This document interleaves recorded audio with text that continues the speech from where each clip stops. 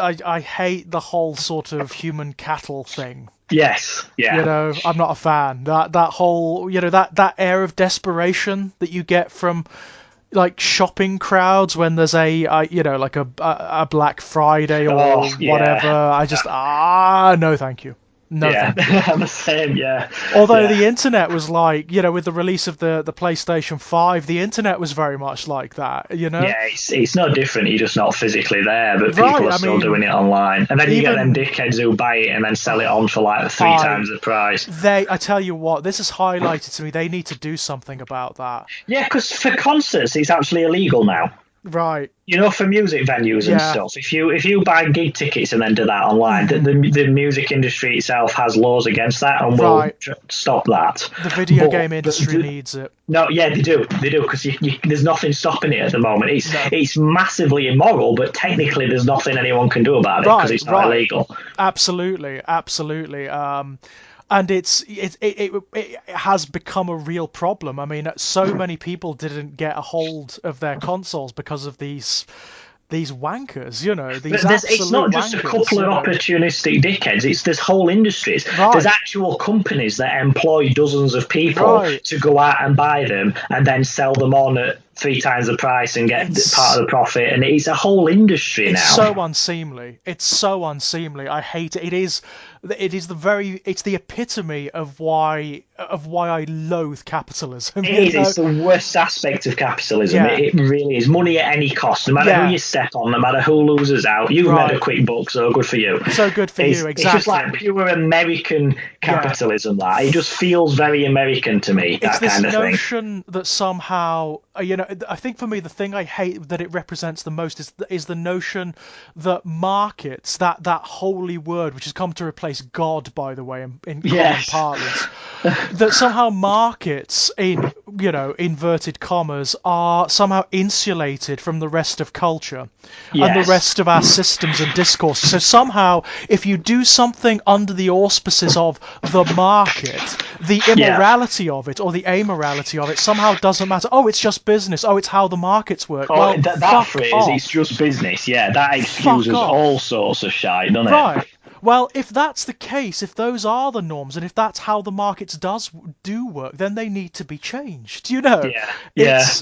It's not an excuse. It's not an argument in and of itself.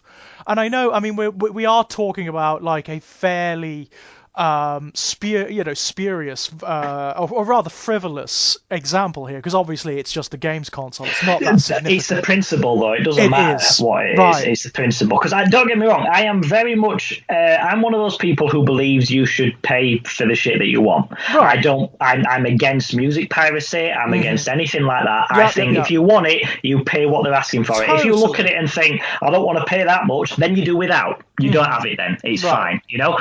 I'm not talking about medicine and shit. I'm No. talking about films, music, Yeah. things that you don't need. If you see an Yeah. album and you don't want to pay the asking price, you do without it. Hmm. You don't just take it for free.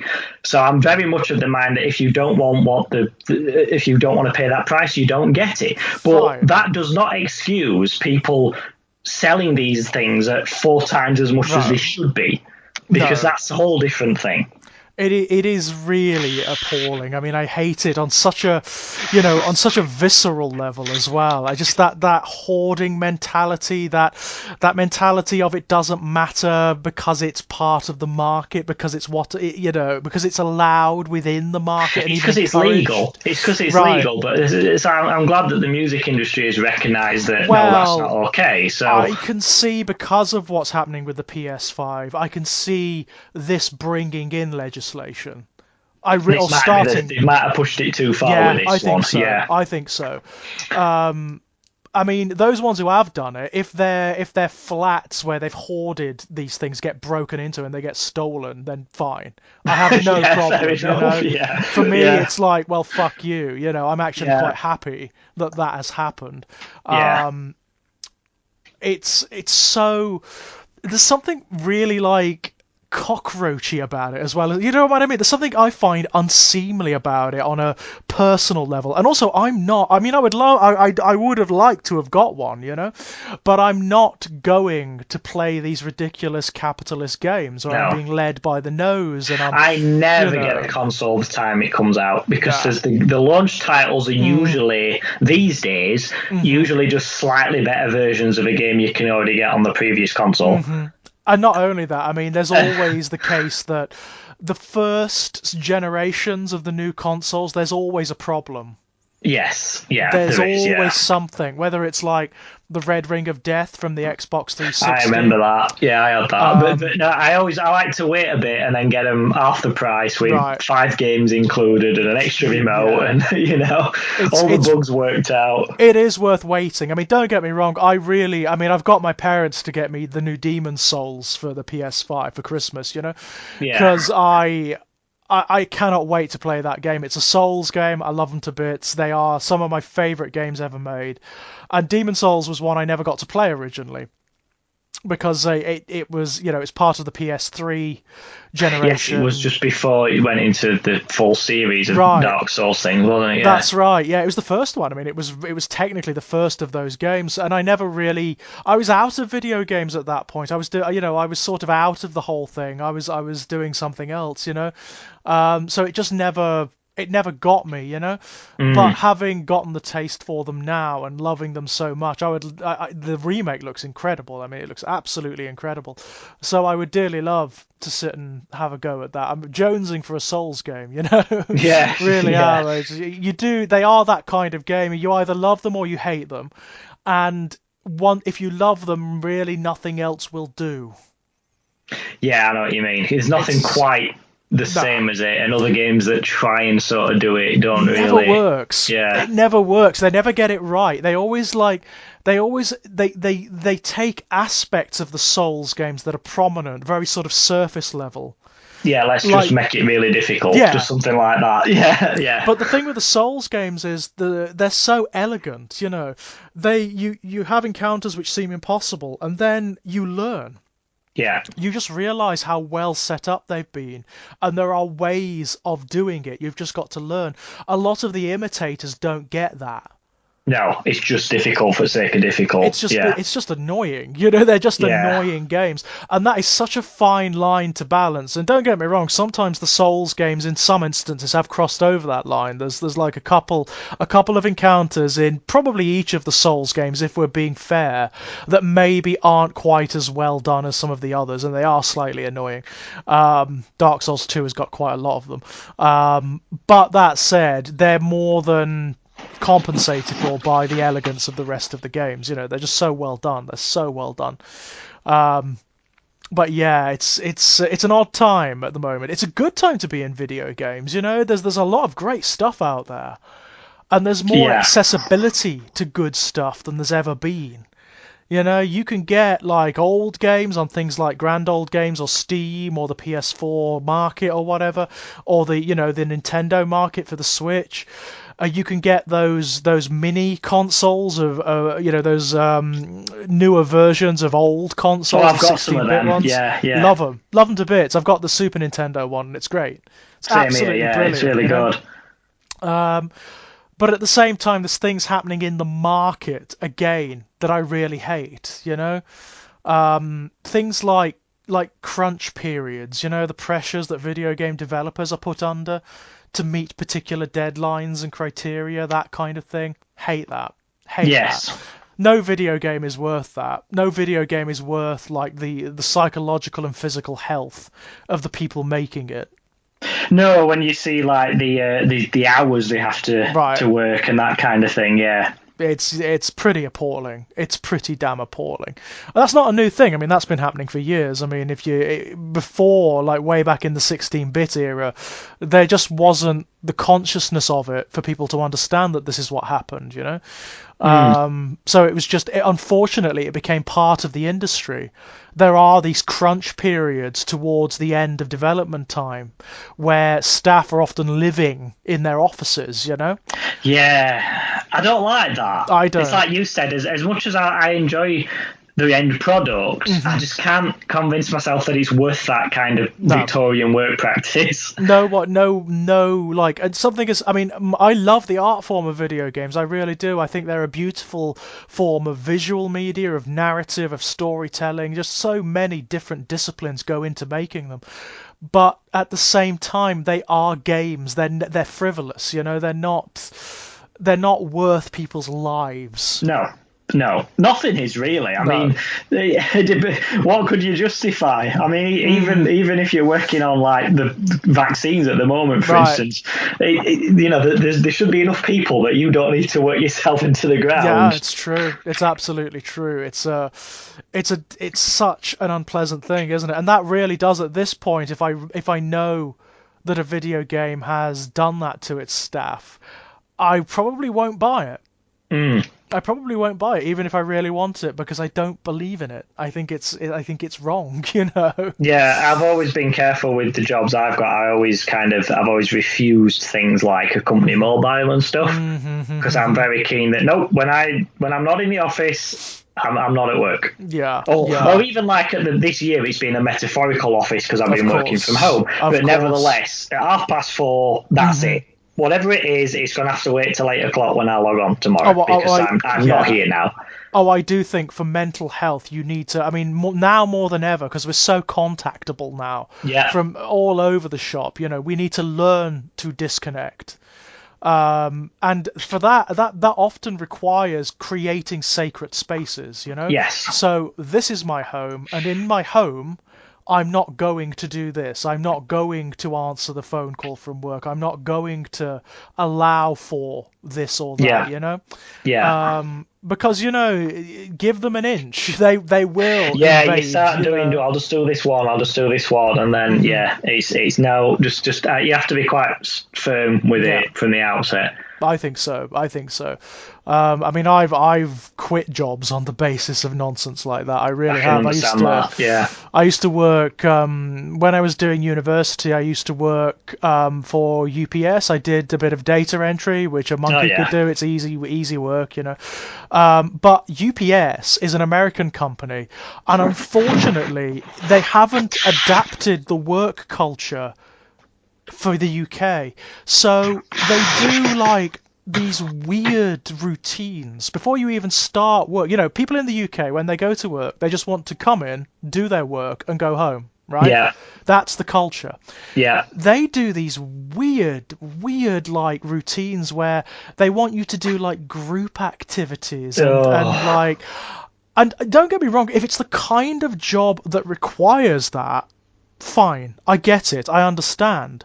But if it's not, it's a monkey job. It's a desk monkey job. Anybody could do it. You I sit don't at a like anything computer. that falls under the category of like forced fun. No, Do you know what I mean? Like, we're all no, going to have a right, team. No, no. If I want to arrange a paintball day, I'll do it right, with my friends. Thanks. yeah, You know, I yeah. don't need. I'm not coming. I'm I not spending time on a weekend right, with the people that I work with. There will be a select few people from any workplace who you choose to integrate into your mm, actual social circle, right, and when I do an event in my own time, they will be invited to it. right, But that's it. I'm not doing a big right. corporate. You know. I mean, the one that did the straw that broke the camel's back for me is that I was like, throughout these like 2 hour sessions that we had before we worked, I Oh was sort God. of like, I was seething throughout them because I was like, why can't we just go on the computers and do the damn work? Then we'll Yeah, be I'd done, do you the know. same. I'd do the same. But the thing that got me about them was the way the company ethos tried to invade your personal life. You had to they were asking us questions like, oh, what's your diet like and what exercise do you, and I'm like, What? it's none of your fucking business. No, no, not none of that. No, no. It's That's none of your but it's fucking it's business. that clear line between work and home. I've always Right. had that though. It's also why I never did any like after school clubs or anything like that Same because it here. was like when I've done the lessons I Right. mandatorily have to do, I'm Right. out of here. Same here. That's it. Yeah. I'm done. You know, And that's fortunately, I had parents who were very understanding in that regard. mine They were too. like, Yeah, no, if they can't teach you it in that time, then you're not. Then no, yeah, it's their problem, not yours. You know. yeah, So I was very pleased about that, to be perfectly honest. yeah. Same Um, here. Yeah, I've always had that very clear division, and I Yeah. hate imposition. I hate the assumption of imposition in Yes. that regard. The straw that broke the camel's back for me was we had like a manager who'd, I don't know whether it may have started as being like a just the part that she played, the role that she had, but it was clear that along the way she dunked her head in the company Kool-Aid, you know. Yeah. So she seemed to believe in this shit, you know. She actually seemed to believe in this shit, and you know, not to be too cruel, but what kind of hollow existence must you lead, I know what you where mean. I've worked with this people who were is like a walking toe. You'd be surprised. You wouldn't be surprised if they took the shirt off and had the logo tattooed for the right, company. right. I've worked with people like that, and I I think, nah, I'm sorry, but no. I can't deal with that. No. That is an alien mindset for me. And it was when we had to do like exercises where you'd have to give like a talk about how you could apply the company protocol in your own life. And I remember doing that and just being so fucking sarcastic, you know, Yes. so bitter about it that you know you could tell, you know. Um, it really was a case of I don't, will not, and cannot apply any aspect of the company protocol in my personal life, nor would I even ever consider it, you know? Yeah. Sure. Um, but it's the fact that they haven't changed or adapted the whole ethos of the company to the way work culture is in the UK. You know, this is still a very American way of doing things, isn't it? It's Yes, a it very is. Yeah. US way of doing things. I don't know whether it works like there, to be honest, but it certainly doesn't work here. No, I don't think people respond to it well at all. I think people here have a much more traditional homework Mm, separation I think and so. yeah, that kind of thing. But I also, was. like, we have a much better culture with regards to, um, like how you're treated at work, how much Mhm, you're paid, yeah, your benefits at work, that kind of thing. absolutely. Like we get like 6 weeks paid holiday, and Hmm. even like a minimum wage job will give you Right. that. Whereas Americans have like 2 weeks, and then a lot of them Yeah. are penalised for taking it, and all of that shit. Which is like they like to talk about being such a free liberal country, and it's like 1930s Japan Right. when it comes to Right. stuff like that. And Yeah. yet, we don't have any of that. And Yes, I and mean it's creeping in. You know, it's mm, getting there. It's creeping in. Give it a what? You know, give it a year or so, and we'll see.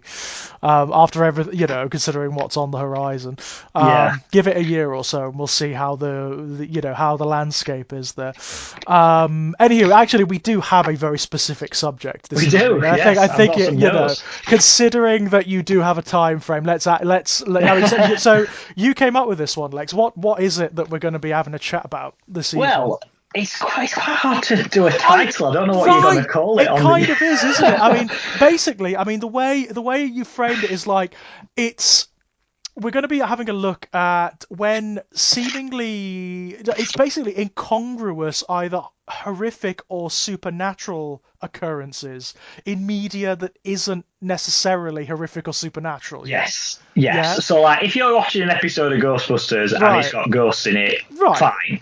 But you don't expect it to crop up in the Transformers. No, You, but you it know, does. but it does, and there's more of this than you think. Not just I've got Yeah. a couple of cartoon examples, and I've got comic books and TV Well, shows and various examples of this. I've you just made know, some notes of ones that I yeah. remembered. I was Um, I was pondering this. I was thinking about it, like, because it's actually a much broader church than it seems. You know, it really is once you start thinking. Yeah. children's media does it all the bloody time, And like they always all the stand out for time. me in my memory because I've always loved that stuff, Yeah, me too. ghosts and monsters. So if I'm watching an episode of something that it's fine, I'm not Mm, that into it, like DuckTales or something, and right. then suddenly there's a demon on it, I'm Hmm. invested now, Yeah. because Yeah. Yeah. Yeah. you remember these things. I mean, you can sort of get away with it in DuckTales because it does have like Yeah, yeah, it's you got it. fantasy supernatural elements, really, isn't it? In Mm. DuckTales. Um, I mean, it's an odd thing, isn't it? Because you've even got shows that transition from one to the other. If you look at like the original Scooby-Doo series, it Yes, was yes. absolutely down the line secular. Yeah, The there's original 60s nothing. version wasn't Yeah, it? Yeah. there is nothing supernatural in the No. original series. In fact, it went out of its way to ensure that you were told explicitly that anything supernatural was the product of some like projector or Yeah. a malfunctioning carnival attraction or something. Yes. It almost like that was a theme. It almost like that was almost it was almost like it was trying to teach kids that, wasn't it? It had Yeah, that it was. feeling Yeah. about it. But the later series went in entirely the opposite direction. That So started with the films, didn't it? Because the no, live no, it action. started Do you know? way no, it started way before that. Some of the series from like the latter day 1960s and 1970s had supernatural elements. Wow. Okay. So there's this one show that's really obscure. I think it was shown in the UK, but not until much later, called The 13 Ghosts of Scooby-Doo. And what really marks that out for more than anything is the fact that Vincent Price is a character in it. And when I say Brilliant. Vincent Price is a character in it, I don't mean Vincent Price plays a character, although he does. Just here as It himself. is actually Vincent Price. It's a Excellent. cartoon version of Vincent Price, who the characters call Vincent, and is voiced by Vincent Price. And it's like, Excellent. what? But there you go. But that actually has like demons, ghosts, specters, everything in it. That is absolutely ghosts, monsters, and the like. In fact, it's almost like the polar opposite of the But was original that show. part? So that is definitely quite a left turn Yeah. to do that. But if that then became the new normal, I think you'd get used to it. I think what Yes. kind of throws me more is when you just get one episode or something like that thrown in, Or even and then the like- next week it's back to normal, and I'm Right. like, am I just supposed to forget about that then? Or what? Or even just like one scene. I know like a lot of cartoons, you'll be watching like an episode and a scene will turn up that's just weird and incongruous. Sometimes it's intentional, sometimes it's not. It's just because it hasn't been made very well. It hasn't been like produced very well, and it's tonally weird with the rest of the show. That happens quite a lot. I mean, you brought up the example of Transformers, and if you look at actually like a lot of the 1980s cartoons, they did this a hell of a lot. So you had like Transformers started as an entirely science fiction show. Yes, absolutely. I mean, okay, the notion of like living alien robots is kind of out there. It is, but it still falls within science fiction Yes. rather than Than supernatural. anything hairy, fairy, fantasy or whatever. But as the show progressed, there are definitely episodes that do have things like magic and demons and monsters in them. There isn't. I mean, the thing about the 1980s cartoons that you've got to watch is that they were so formulaic. Yes. So if you look at them, there are templates and patterns which were obviously template episodes that were just used whenever they had nothing else to produce, that recur again and again and again. And this isn't just within one series, this is across the board. So, for example, there's always an episode where the characters have to shrink down. Right, yeah. Always. Thundercats do one, Transformers do one, Dungeons and Dragons did one, Mask did one. This is a template episode, right? There's always an episode where they go into an alternative dimension and there's an evil version of the good guys. Every single time. Every single time. There's always an episode where the bad guy, the villain, gets some magic gewgaw that hyperpowers them. And in the end, it's always the same twist that the magic gewgaw overpowers them and they end up like defeating themselves. That occurs again and again and again and again, So you have to be kind of careful because some of these seemingly incongruous episodes occur but just because they've got the stack of template ideas. Really good example, the time travel episode. This is what occurs in Transformers. I think it's season 2. You get the ubiquitous time travel episode, and where do the Transformers end up going? They end up going to King Arthur's court. Of course course they do, they because do. that's Yeah. the standard template, isn't it? So there's Merlin, there's magic, there's all sorts of nonsense. You've got like Starscream and Rumble and whatnot in a land of dragons and it's just so bad. Yeah, It's just that's so jarring, bad. isn't it? Yeah. It's so bad. But that happened a lot. That happened a lot. There's an episode called The Golden Lagoon where they fought just just out of just because, basically. There's no explanation for it. One of the Autobots finds this weird golden lagoon that...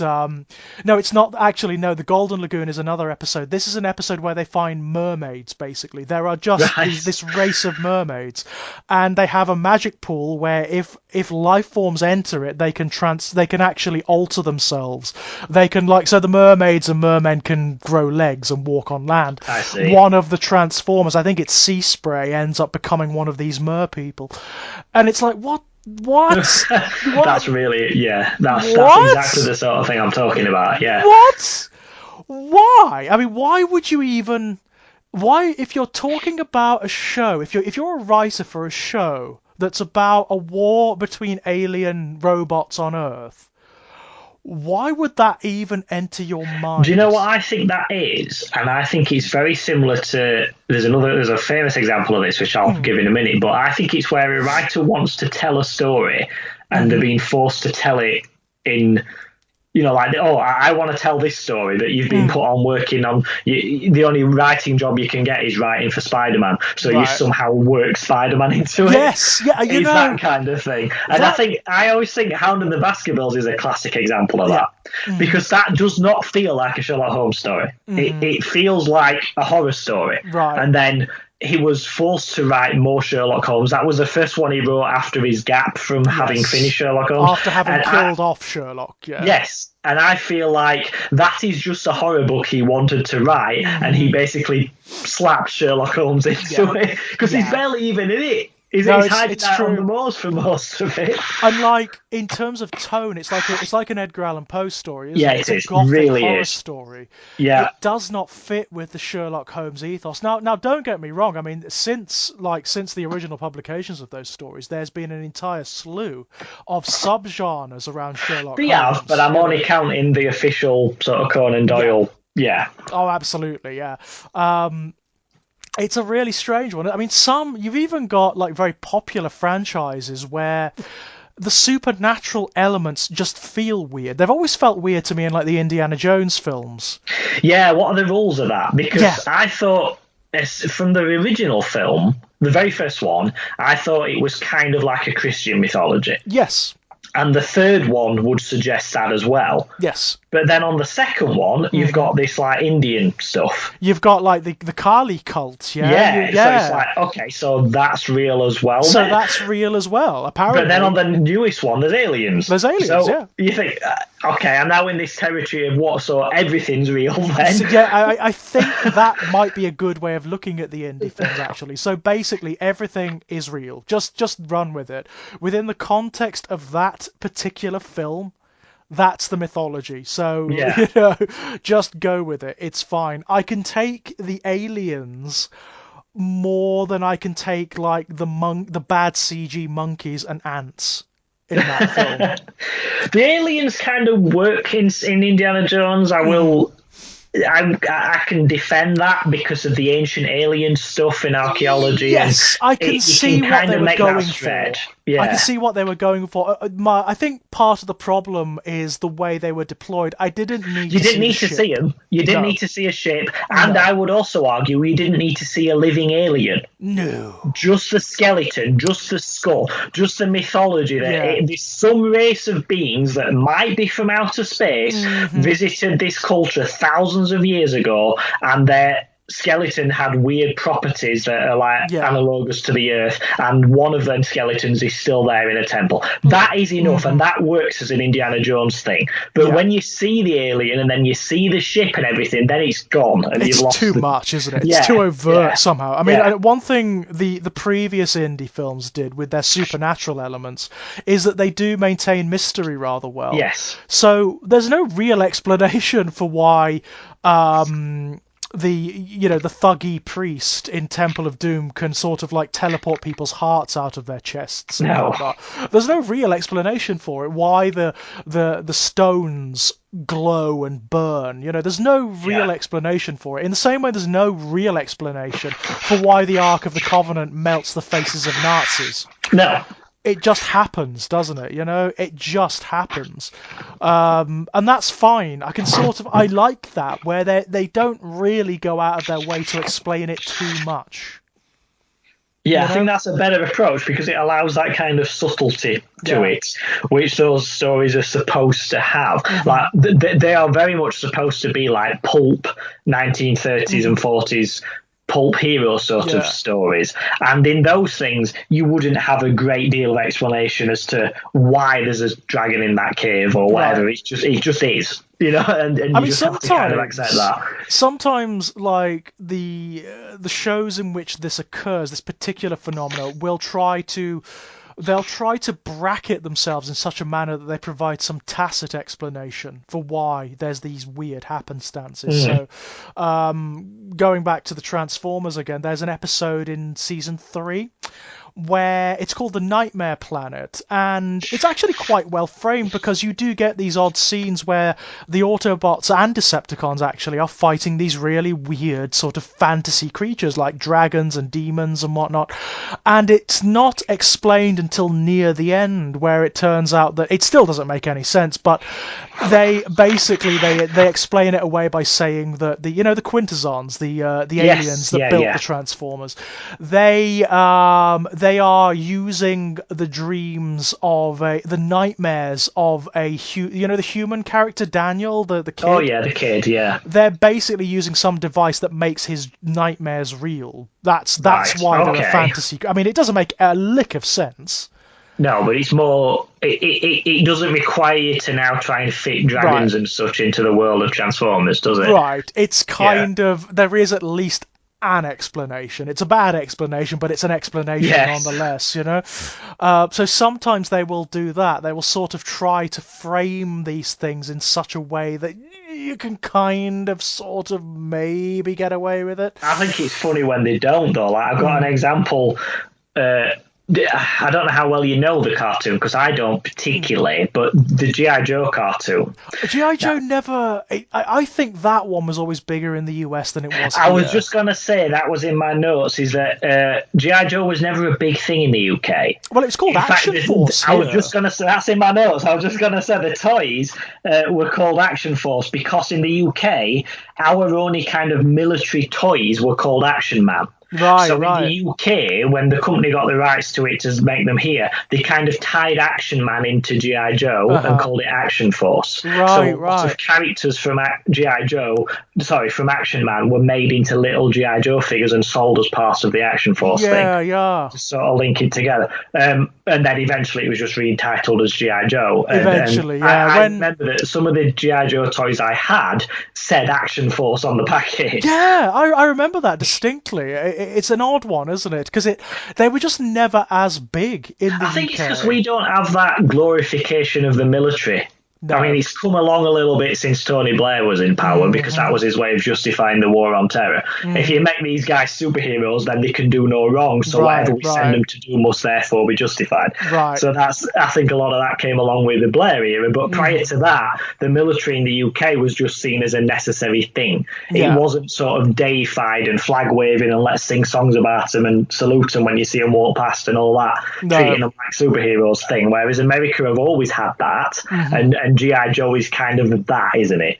I do think that's part of it, to be honest. I think there was almost like a hesitation importing G.I. Joe over to the UK. The toys were available, but they were never as pervasive or as big as, say, Transformers. No. And the cartoon, I can't even remember if the cartoon was even aired on any of our terrestrial channels. I don't think it was. I remember seeing it, but it might have been a cassette. Yeah, I can't remember watching it. I remember watching a few because of the one I'm about to talk about, but it might have been like a video that you buy that's got 3 or 4 episodes on it, that's or something what we like had. that. We had like one of those weird VHS cassettes that had like 3 episodes of different cartoons on it. Yeah, sure. One of them was Transformers. It was Starscream's brigade where he makes the Combaticons. But I always remember that. One of them was another show that wasn't ported over here, sadly, because it's really good, Inhumanoids. Oh, that giant monster things, Yeah, yeah, really yeah. good, really good.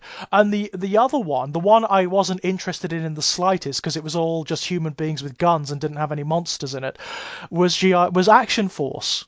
Well, this is the thing, you see. There is one G.I. Joe episode where there is actual ghosts on it. Right. All right. Not like holograms or No. that character who's psychic, the Dr. Mind Yeah, Warp Dr. or whatever. Mindbender. Yeah, Bender, Dr. that's it. Mindbender. Yeah. Not that he's put it. No. They genuinely raise the spirits of like three warriors. I think there's like a pirate and a samurai, Right. and G.I. Joe have to basically find their bones and destroy them or something to lay them to rest. So it is basically it's like a full-on supernatural. Right. Episode. So it's a classic ghost story structure. Yeah. It is, but then it's like, how can they just? And then at the end, they just kind of go back to normal. They just shrug, like, no, yeah. Hang on.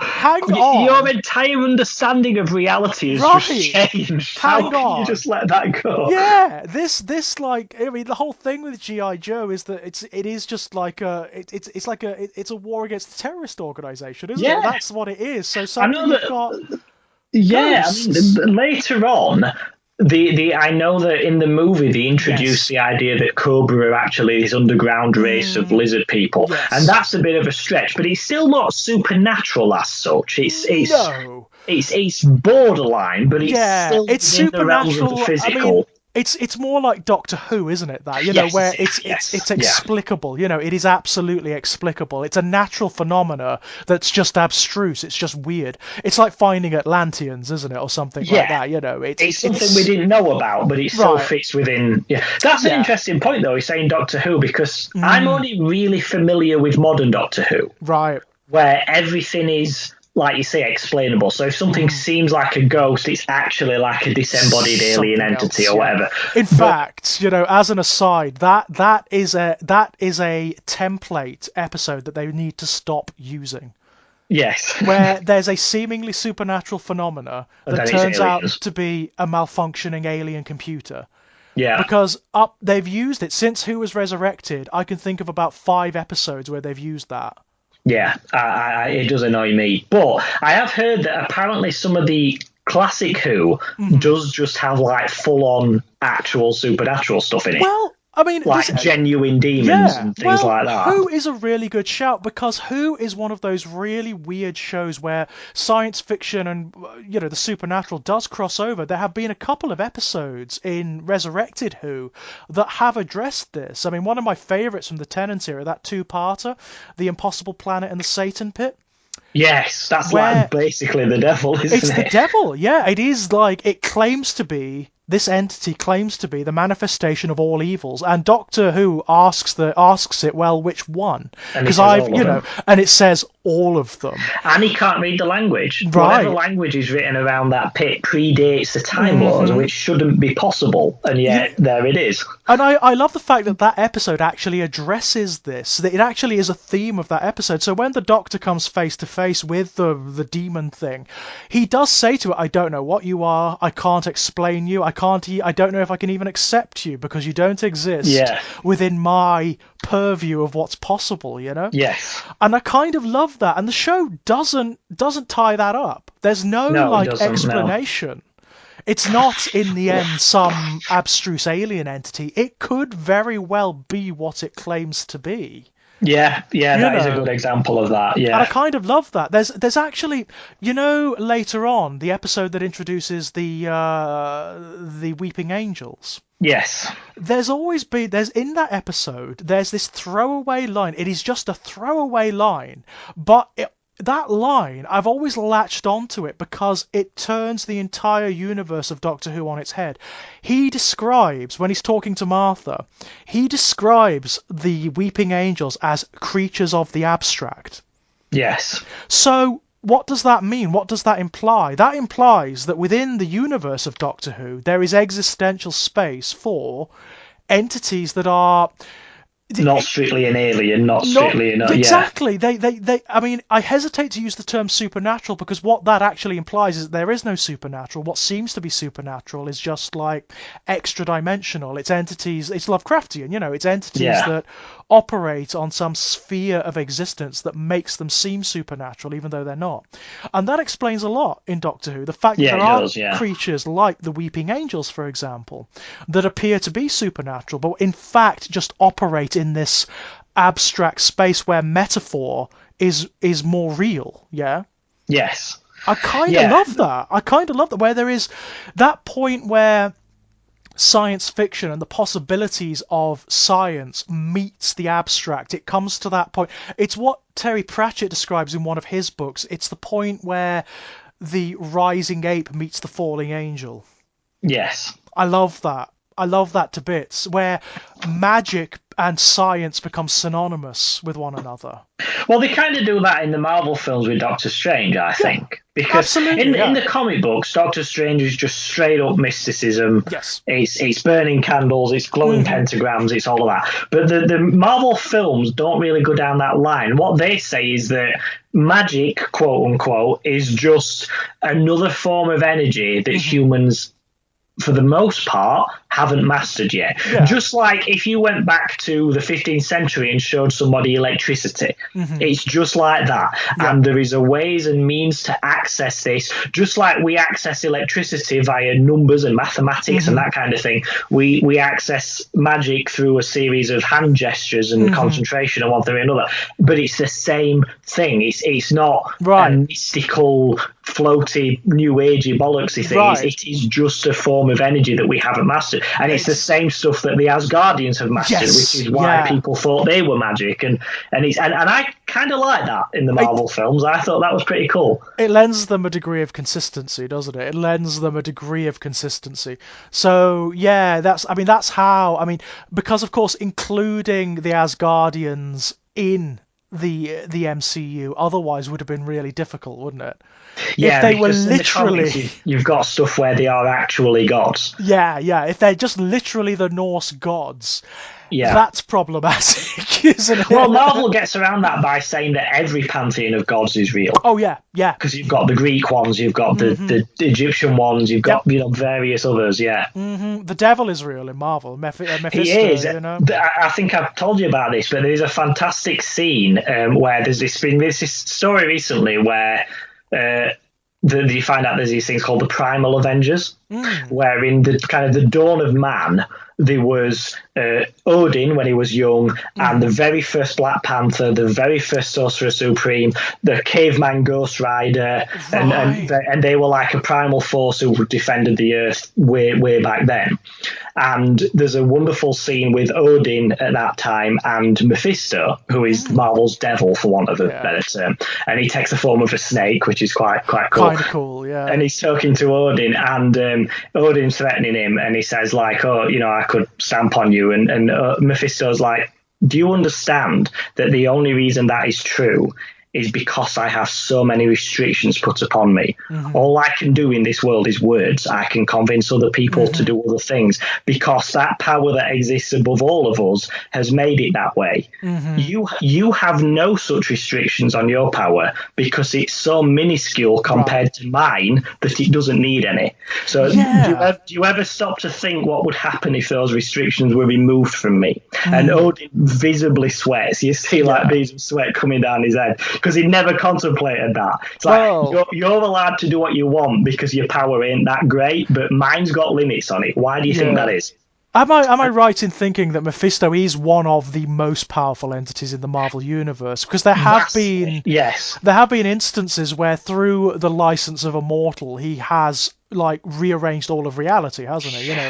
Within. It's very, very cleverly done in that, like he said in the speech I was just saying, he on Earth, he's very limited by God or the One or whatever you want to call it within Marvel. But in his own realm, you cannot fight him. He might as well be divine. And like you said, when he's found a loophole to get around these restrictions on him, he can do things that most characters would need the Infinity Gauntlet to do. Yeah. I mean, there have been a couple of instances where he's been used as the big reset button, for for Yeah, of course. recycling certain franchises. I mean, the one that's most infamous is Spider-Man, Oh, obviously. I didn't That like that, but yeah, he no, basically nobody rewrites all liked the that. reality, didn't he? Nobody. One Last Day. Yeah, Nobody liked that because it was such a stupid idea.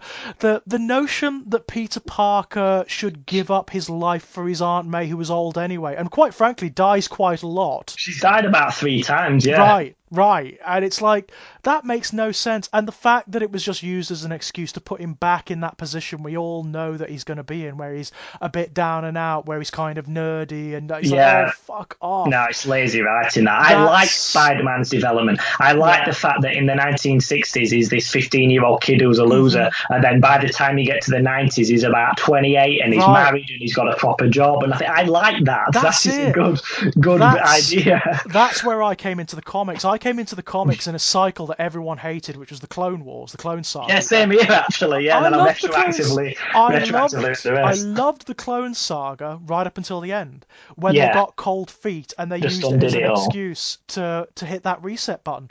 What I loved about it was in the early days of the Clone Saga, the story has moved on. Yes. So Peter Parker's like in his late 20s, early 30s. He's married to Mary Jane. He's got a job. He's got a career. They've got a baby on the way. And there's all this weird, like, existential stuff going on because he Yeah. doesn't know whether he's a clone of the original Peter Parker or if he's the original and Ben Reilly is the clone. I love that stuff. I Yeah. loved that stuff to bits. The fact that the world had moved on. So characters were dead. Characters like Doc Ock, for example, was Yeah. dead. Yeah. Kane Um, kills him, doesn't he? yeah, that's right. That's right. Yeah, and it's so clear that they intended him to stay dead. You Yes. know, they intended him. They even introduced a new Doc Ock in the The form Jade, of the female one. yeah, Yeah. Carolyn Trainer. Yeah, who was actually pretty good. I liked her. You know, she Yeah, was she was. Yeah. a bit more interesting. But they got cold feet. They just got cold feet towards the end of that saga. It's so clear that they intended Ben Reilly to become the new Spider-Man. Yes, they did. Yeah, that was meant to be the way it was going, and then it kind of. They got cold feet. Yeah. It made no sense. After all the stuff they'd set up, it made not a lick of Well, sense. they also used that to bring Norman Osborn back, didn't Oh, they? which I hated to bits. Yeah. I Yeah. hated that to bits. And since then, Norman has never. He's died quite a lot. Yeah. You know, quite a few times, and always comes back. And now they just blame it on the Goblin formula. They just say, "Oh well, the Goblin formula gave him like a healing factor." Healing factor. Yeah. That's Have like you heard beyond the rumor about who Wolverine's. might be playing him? Say again? Have you heard the rumor about who might be playing him in the films? No. I really like it, and I really hope it's true. There's a new one. He's apparently might be in one of the next Spider-Man films, and Interesting. the rumored casting is Matthew McConaughey. Oh yeah, I can see I that. can see that kind of veering between sort of charming and then furiously Yeah. crazy with rage. I can see him doing that. I can see that. That works quite well actually. I mean the thing, if they're gonna go down the classic Norman Osborn route, then that's what he's got to be. He's got to have that dual personality, doesn't Willem he? Dafoe was great as that. Oh, I mean, balance between him. it I mean, the comes- costume they give him was shit, but aside from that, the way Yeah. he acted was brilliant. he was great as Norman Osborn. I mean, you know, that film comes in for some stick now, but I actually really liked it. You know, Yeah. back in the day, and. Yeah, he was great as Norman Osborn. As you say, the only problem was clearly they had no time or budget to create a proper Goblin look. No, they That's didn't so at all. clear. Yeah. And they missed a trick because they didn't need to do anything. Surely the whole joke of casting Willem Dafoe is that he looks like the Goblin anyway, He does, yeah. right? There's that wonderful scene where he's having dinner with the Yeah. Parkers, and he doesn't say grace, and Aunt May snaps his hand, and he just gives her this look, and it looks like he's about to snap her neck. Right, and right. it's such a Norman Osborn moment, Yeah. isn't it? Well, Willem Dafoe is such a brilliant actor anyway. He's the is. kind of actor who just elevates everything he's in. Whatever you know? he's in, he's good because he's in it. Yeah. Oh yeah, definitely. He's one of those actors who just goes for it, isn't he? Like throws his whole Yeah. persona into what he's doing. And I mean, for all the faults it has, and it does have a lot of faults. The original Sam Raimi Spider-Man. It was one of the very first of the new wave superhero films, wasn't it? It was. It kind of showed that you could make a credible film Right.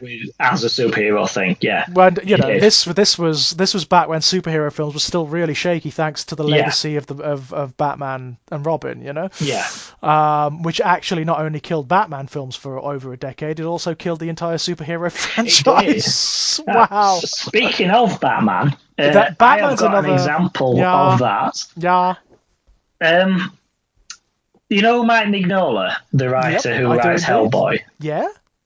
He wrote a Batman story in the early 90s, which is a really good Batman story, but it's one of those, like we said before, where it's not a Batman story. Yes, It's it a was. story that he clearly wanted to tell. Uh-huh. And at that time, he was writing Batman. So he just kind of forces Batman into it. Right, right. So it feels like it should be a Hellboy story, but this was before he'd created Hellboy, so he didn't Right, really have a right. vehicle to tell it.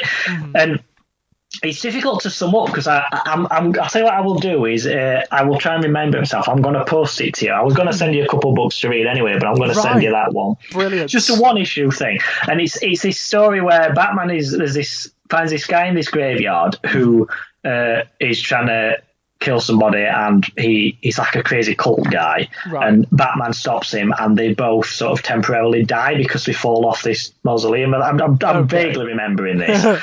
And they kind of end up in this sort of gap between this world and the next. Okay. And you kind of see the thing that this guy is sacrificing people for. And Right. it's kind of a Lovecraftian thing. And the idea is that this guy has a prolonged life and he needs to keep sacrificing people to it, otherwise it will take him. And to start with, he looks like almost like a decrepit corpse, but then he gets stronger throughout, and as he's draining the life off of Batman, so Batman starts looking more decayed, and it's very, very strongly like a Hellboy vibe to it. Right, But right. it just happens to have Batman in it. And I remember that story strongly because it was just before Mike Mignola come out with Hellboy, which I then bought and loved. And I remember thinking, I love this story, but it doesn't feel right. Does it fit? Yeah, does it fit? I mean, Yeah. Batman's a weird one, isn't it? Because it's always trodden this really odd line. There are supernatural elements in Batman, but they're often explained away in the same way that the MCU explains away things like Asgard and Doctor Strange and whatnot. They are like another form of science, as it were, like an archaic form of science. I mean, there's things like, for example, Ra's al Ghul and the Lazarus Pits. Yeah, that's sort of arguably like stem cell regeneration, sort of. It's like he stumbled across stem cells through some alchemical method. It's not strictly magic, but Not it's strictly, but it is kinda, isn't it? Yeah. It's always trod on that very fine line, Batman, and it depends. Of course, it does depend on what version of Batman you get. Some of them are strictly down the line. Like if you get a Frank Miller Batman, that Batman is usually straight down the line secular. It's about like social commentary more than anything. There are no supernatural elements in a Frank Miller Batman. There are none. You get another writer. I mean, you even get situations where, like, the seemingly supernatural elements may not be. They may be purely psychological. So you get like Arkham Asylum, A Serious House on Serious Earth. Yes.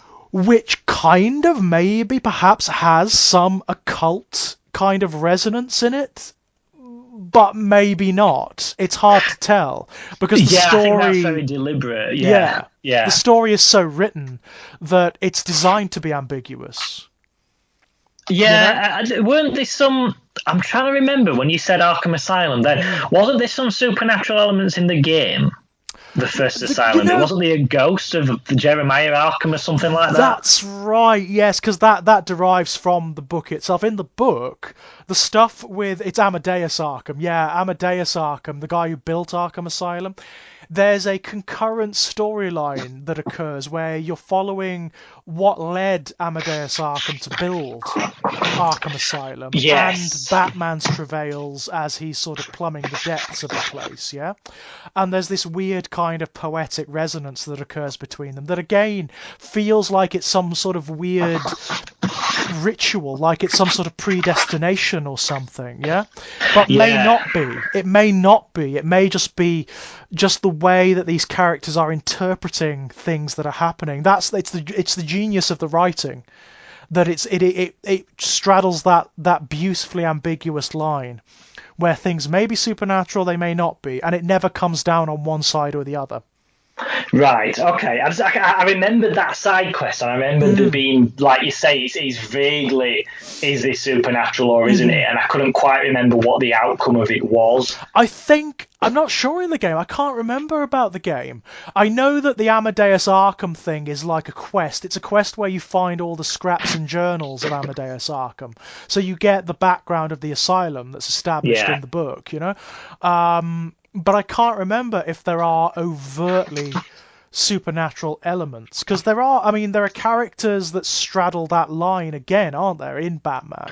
Well, Solomon Grundy's another one. Solomon Grundy, yeah, that's a really good shout, really good example. I mean, some versions of Solomon Grundy have taken it down a slightly different route, where he's like the subject of some genetic experiment, or he's the result of some genetic mutation as a result of toxic waste, or like a failed military experiment. In some ways, like a failed Swamp Thing, isn't it? That's because right. Swamp Thing is meant to be like this elemental thing, but as part of that transformation, you are meant to let go of whatever it was that killed you and your hostility surrounding that. But Cyrus Gold, when he was murdered and shoved into Swamp, he couldn't let go of that rage, so the transformation kind of aborted itself halfway through. So you end up with Solomon Grundy, who's got the raw strength of the Swamp Thing, but he doesn't have the connection to the green and all of that stuff.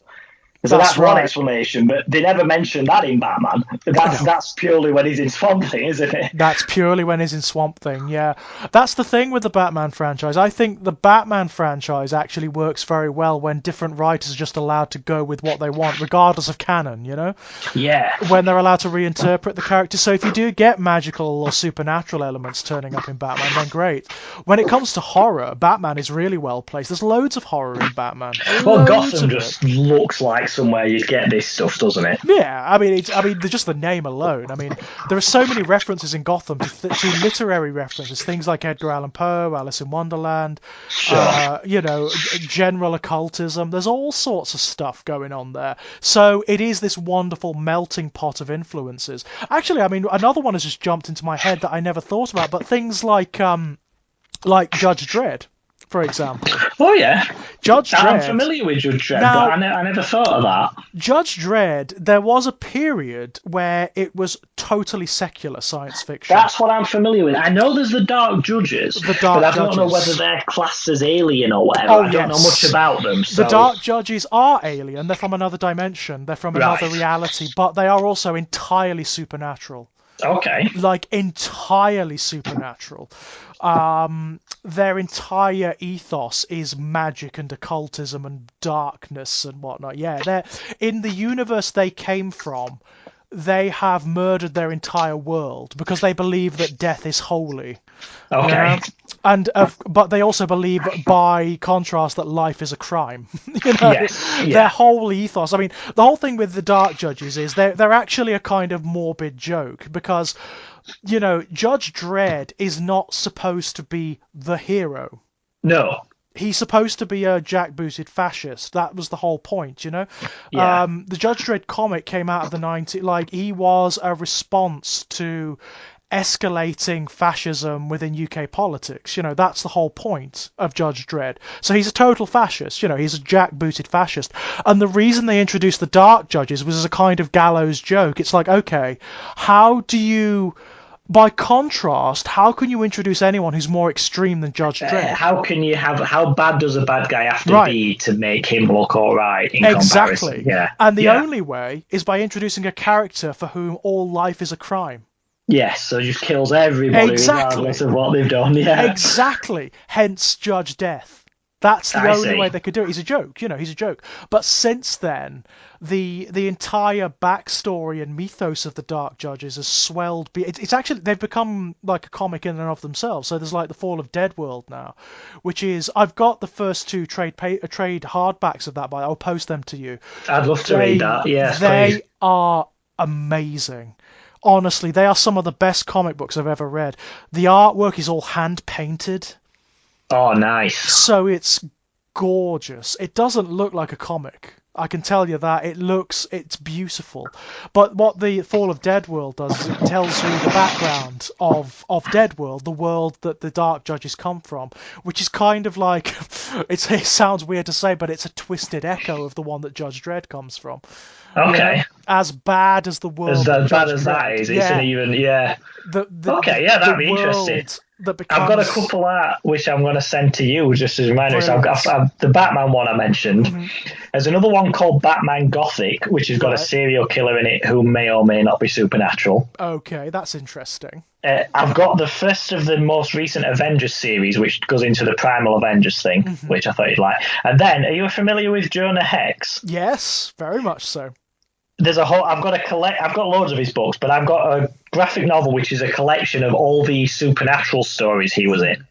Right. Okay. Including a Lovecraftian one, Brilliant which was written. So I'll send you that. That's an interesting. I don't want to talk about the specific stories because I've just said I'm going to send them you. But that's one of them where it just comes out of nowhere. Yeah. You know, like one issue he's dealing with cattle rustlers or something because he's a cowboy, Jonah Hex, and then the next story he's got a ghost in it or something.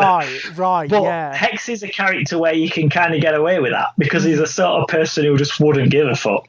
Right. Some mythologies just lend themselves to it, don't they? Like, I've still got to send you your Infestation book back, by the way, fine, which is great. And that's a really good example, actually, because Infestation, I don't know whether the people out there know, but it was a cross-universe event within IDW publications. So, like, all of the franchises that IDW were publishing at the time, they had this crossover event, which was essentially the eruption of Lovecraftian stuff into lots of different universes. So you've got like some it works, some it's just a natural fit. So you mentioned Ghostbusters earlier. Yeah. Ghostbusters, innately Lovecraftian. I mean, it comes from a Lovecraftian story anyway.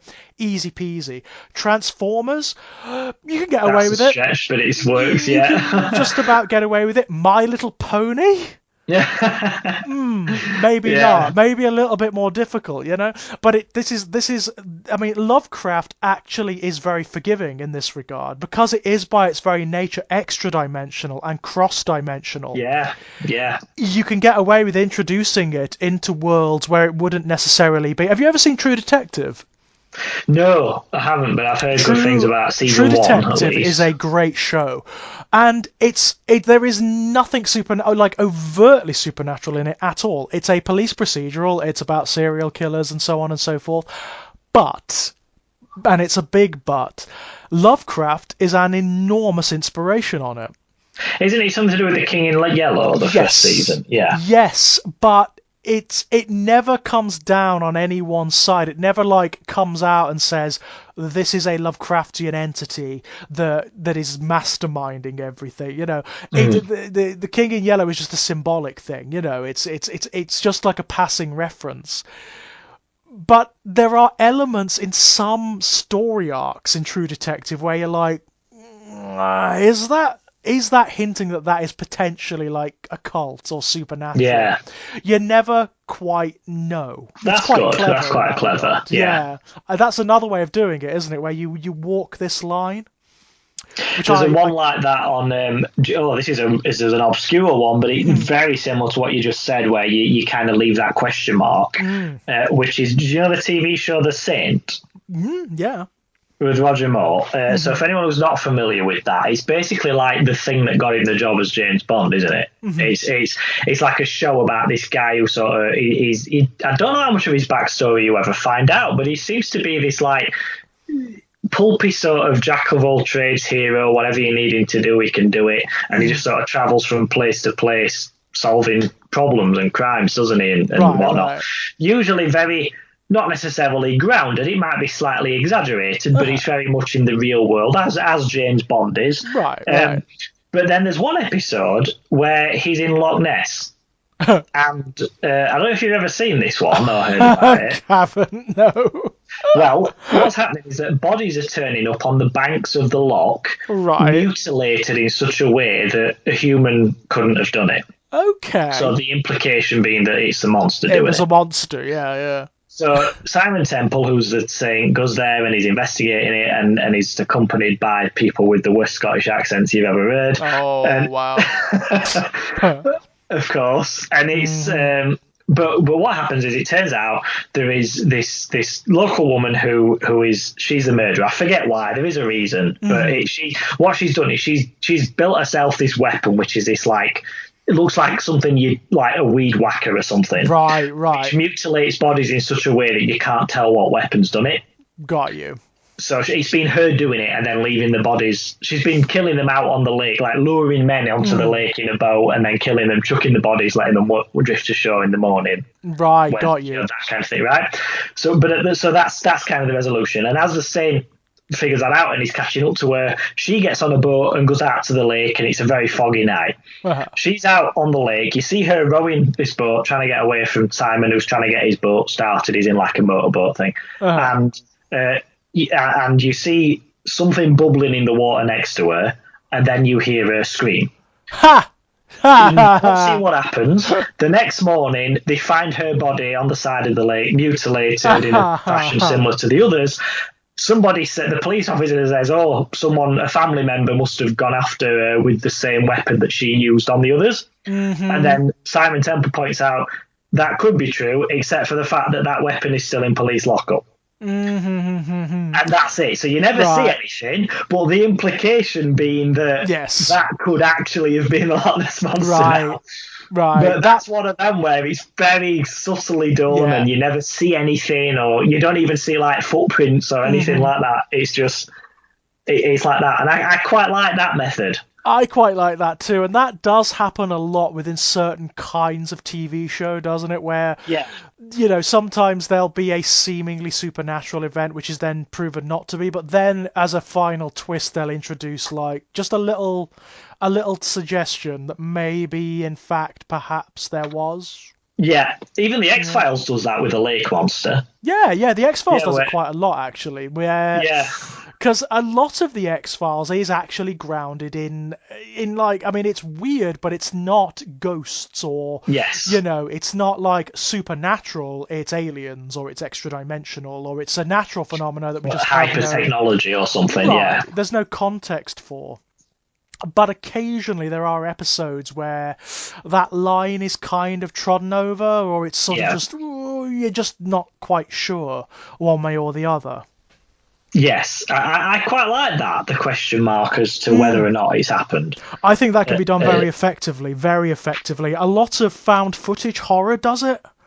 Yeah, it does, I mean, Blair Witch is a classic example of that, isn't it? That's probably the best example, because that does it so beautifully. Where it's like some of the things that happen, you're kind of like, well, that must be supernatural. But then you stop thinking about it, and you're like, well, must it really? No, I don't think there's anything that couldn't be explained by people fucking about with them. There isn't. There really isn't. And that's the beauty of it, isn't it? That's the beauty of it. The fact that by the end, you just don't know. That actually, that lack of knowledge, that confusion, becomes the source of a very peculiar form of horror in and of itself. It's very clever. It's very clever. I mean, and then I love the way it begs the question. So, assuming there is something supernatural out there, it doesn't even need to be the Blair Witch as we've had it explained to us. You know? Not necessarily. Not at all, no. It's some unseen, entirely malevolent force, isn't it? You know? Yeah. I mean, that for me is what gets me more than anything about that. The fact that A, it's unknown, you don't know what it is exactly, and B, it is so clearly malevolent and sadistic. Yeah, even if it's just a person. Right, the fact that it's a person who's just going to torment and then butcher these three teenagers in the woods, that's scary enough in itself, without even if it's not any kind of supernatural entity. Or then you introduce the possibility of supernaturalism, and it's like, very scary stuff. Yeah, that's very frightening. I mean, there are others that maintain their potential for supernaturalism right till the end, and then get rid of it. Things like the last broadcast, for example. Yes, you see that final frame on that's the one where there's people, bunch of students investigating the Jersey Devil, isn't That's there? right. And That's all the one. way through, you're kind of meant to think that the Jersey Devil is a real thing, killing people, and then right at the end, you see that it's one of the crew, isn't it? Or That's something. right. It's a documentary, basically. It's shot as a documentary about these apparently really brutal killings that occurred in the Jersey Pine Barrens. These three. They were documentarians, so they're filmmakers who did this really crappy public access show called Fact or Fiction, where they purportedly investigated like supernatural phenomena, Sure. but it was always just really wanky, crappy, awful stuff, just so bottom of the barrel. But this was like in the very early days of the internet, before the internet was even really a thing at home. Yes, of course, yeah. They used to do like internet relay chat on the show, so they'd have people actually talking in real time on the show, giving them suggestions of what to do. Okay. And one of them says, "Why don't you do a show about the Jersey Devil?" And they go out there, and inevitably shit goes down, and they end up being horribly butchered. And the guy they take out there, who is their sort of psychic guide, if you like, is blamed for it, so he goes to jail. And then the guy who's doing the documentary turns out to be the mastermind behind it in the end. It's a very good film. It's a very good film. Yeah, it is. It is very good. But that last frame where it reveals, for me, is a massive misstep. Do you know what? Very similar to that. I agree with you. I like that question mark. I don't like having it replaced with a full stop. I didn't like it. There's a very similar thing in a film another film that I think is pretty good that people don't like, which is The Village. Oh, The Village! God, one of M. Night Shyamalan. I quite like The Village, but I think they went too far, because what the premise of The Village is that these people live in this very sort of hyper-religious little village, obviously, hence the name, surrounded by thick woodlands, and you cannot go into the woodlands because there are creatures there, and they are sentient enough that there is like a pact, which is that we don't go into their woods and they don't come into our village. Yeah. But every time someone ventures past that border, the creatures will come and kill someone from the town. And it's like, and I quite like that premise immediately. Yeah. But what happens is, it turns out that's a load of bollocks to keep people within the village. Right. And the monsters are people from the village in costumes dressed up to look like a monster. But then later, after discovering that, somebody leaves the village and something is following her. Yeah. And you see glimpses of it. And she then has flashbacks to people saying, when her dad explains the truth about, it's just people in costume, he says, when we first set up camp here, there were already stories about monsters in those rooms. So we use those stories to create this farce. Right. And you think, maybe there actually is something here now then. But then they reveal that, no, that's someone in a costume as well. Yes. And I think that was a step too far. They should have left that as a question mark. Yeah. I know that there's yet another twist at the end, which is that it's in the modern day, but that's leaving that aside, the second appearance of the monsters, I think should have been left as a question mark. Yes, definitely. That would have enhanced the film, wouldn't it? It would have enhanced the film. I mean, that's something that's very difficult to do as a storyteller, isn't it? Because, of course, your natural urge is you want to explain things. But very often, things are much more powerful when they aren't. When there is just suggestion as opposed to absolute statement, it's a very difficult thing to do, because if you're too vague, then you can lose people. Yes. You can lose people. I'm not the biggest fan of mythologies where every I is dotted and every T is crossed, Used to be when I was a kid. Tolkien, all that kind of thing. Loved that. In fact, actually, I mean, funnily enough, The Lord of the Rings is another good shout. Not in the sense that obviously there are supernatural elements in the Lord of the Rings because it's a fantasy mythology. But have you read the book, The Lord of the No, Rings? I've read The No. Hobbit, but I've only seen the Well, films for Lord of the Rings. in The Lord of the Rings, right, the whole thing is obviously very high fantasy. It's elves, it's dwarves, it's magic, it's wizards. Sure. There is one bit of The Lord of the Rings towards the end of the third book, which is straight up horror. And it's the point where Frodo goes through Shelob's tunnel. Right. In the book, and this, for me, I mean, I love the films. I think the films are absolutely spectacular.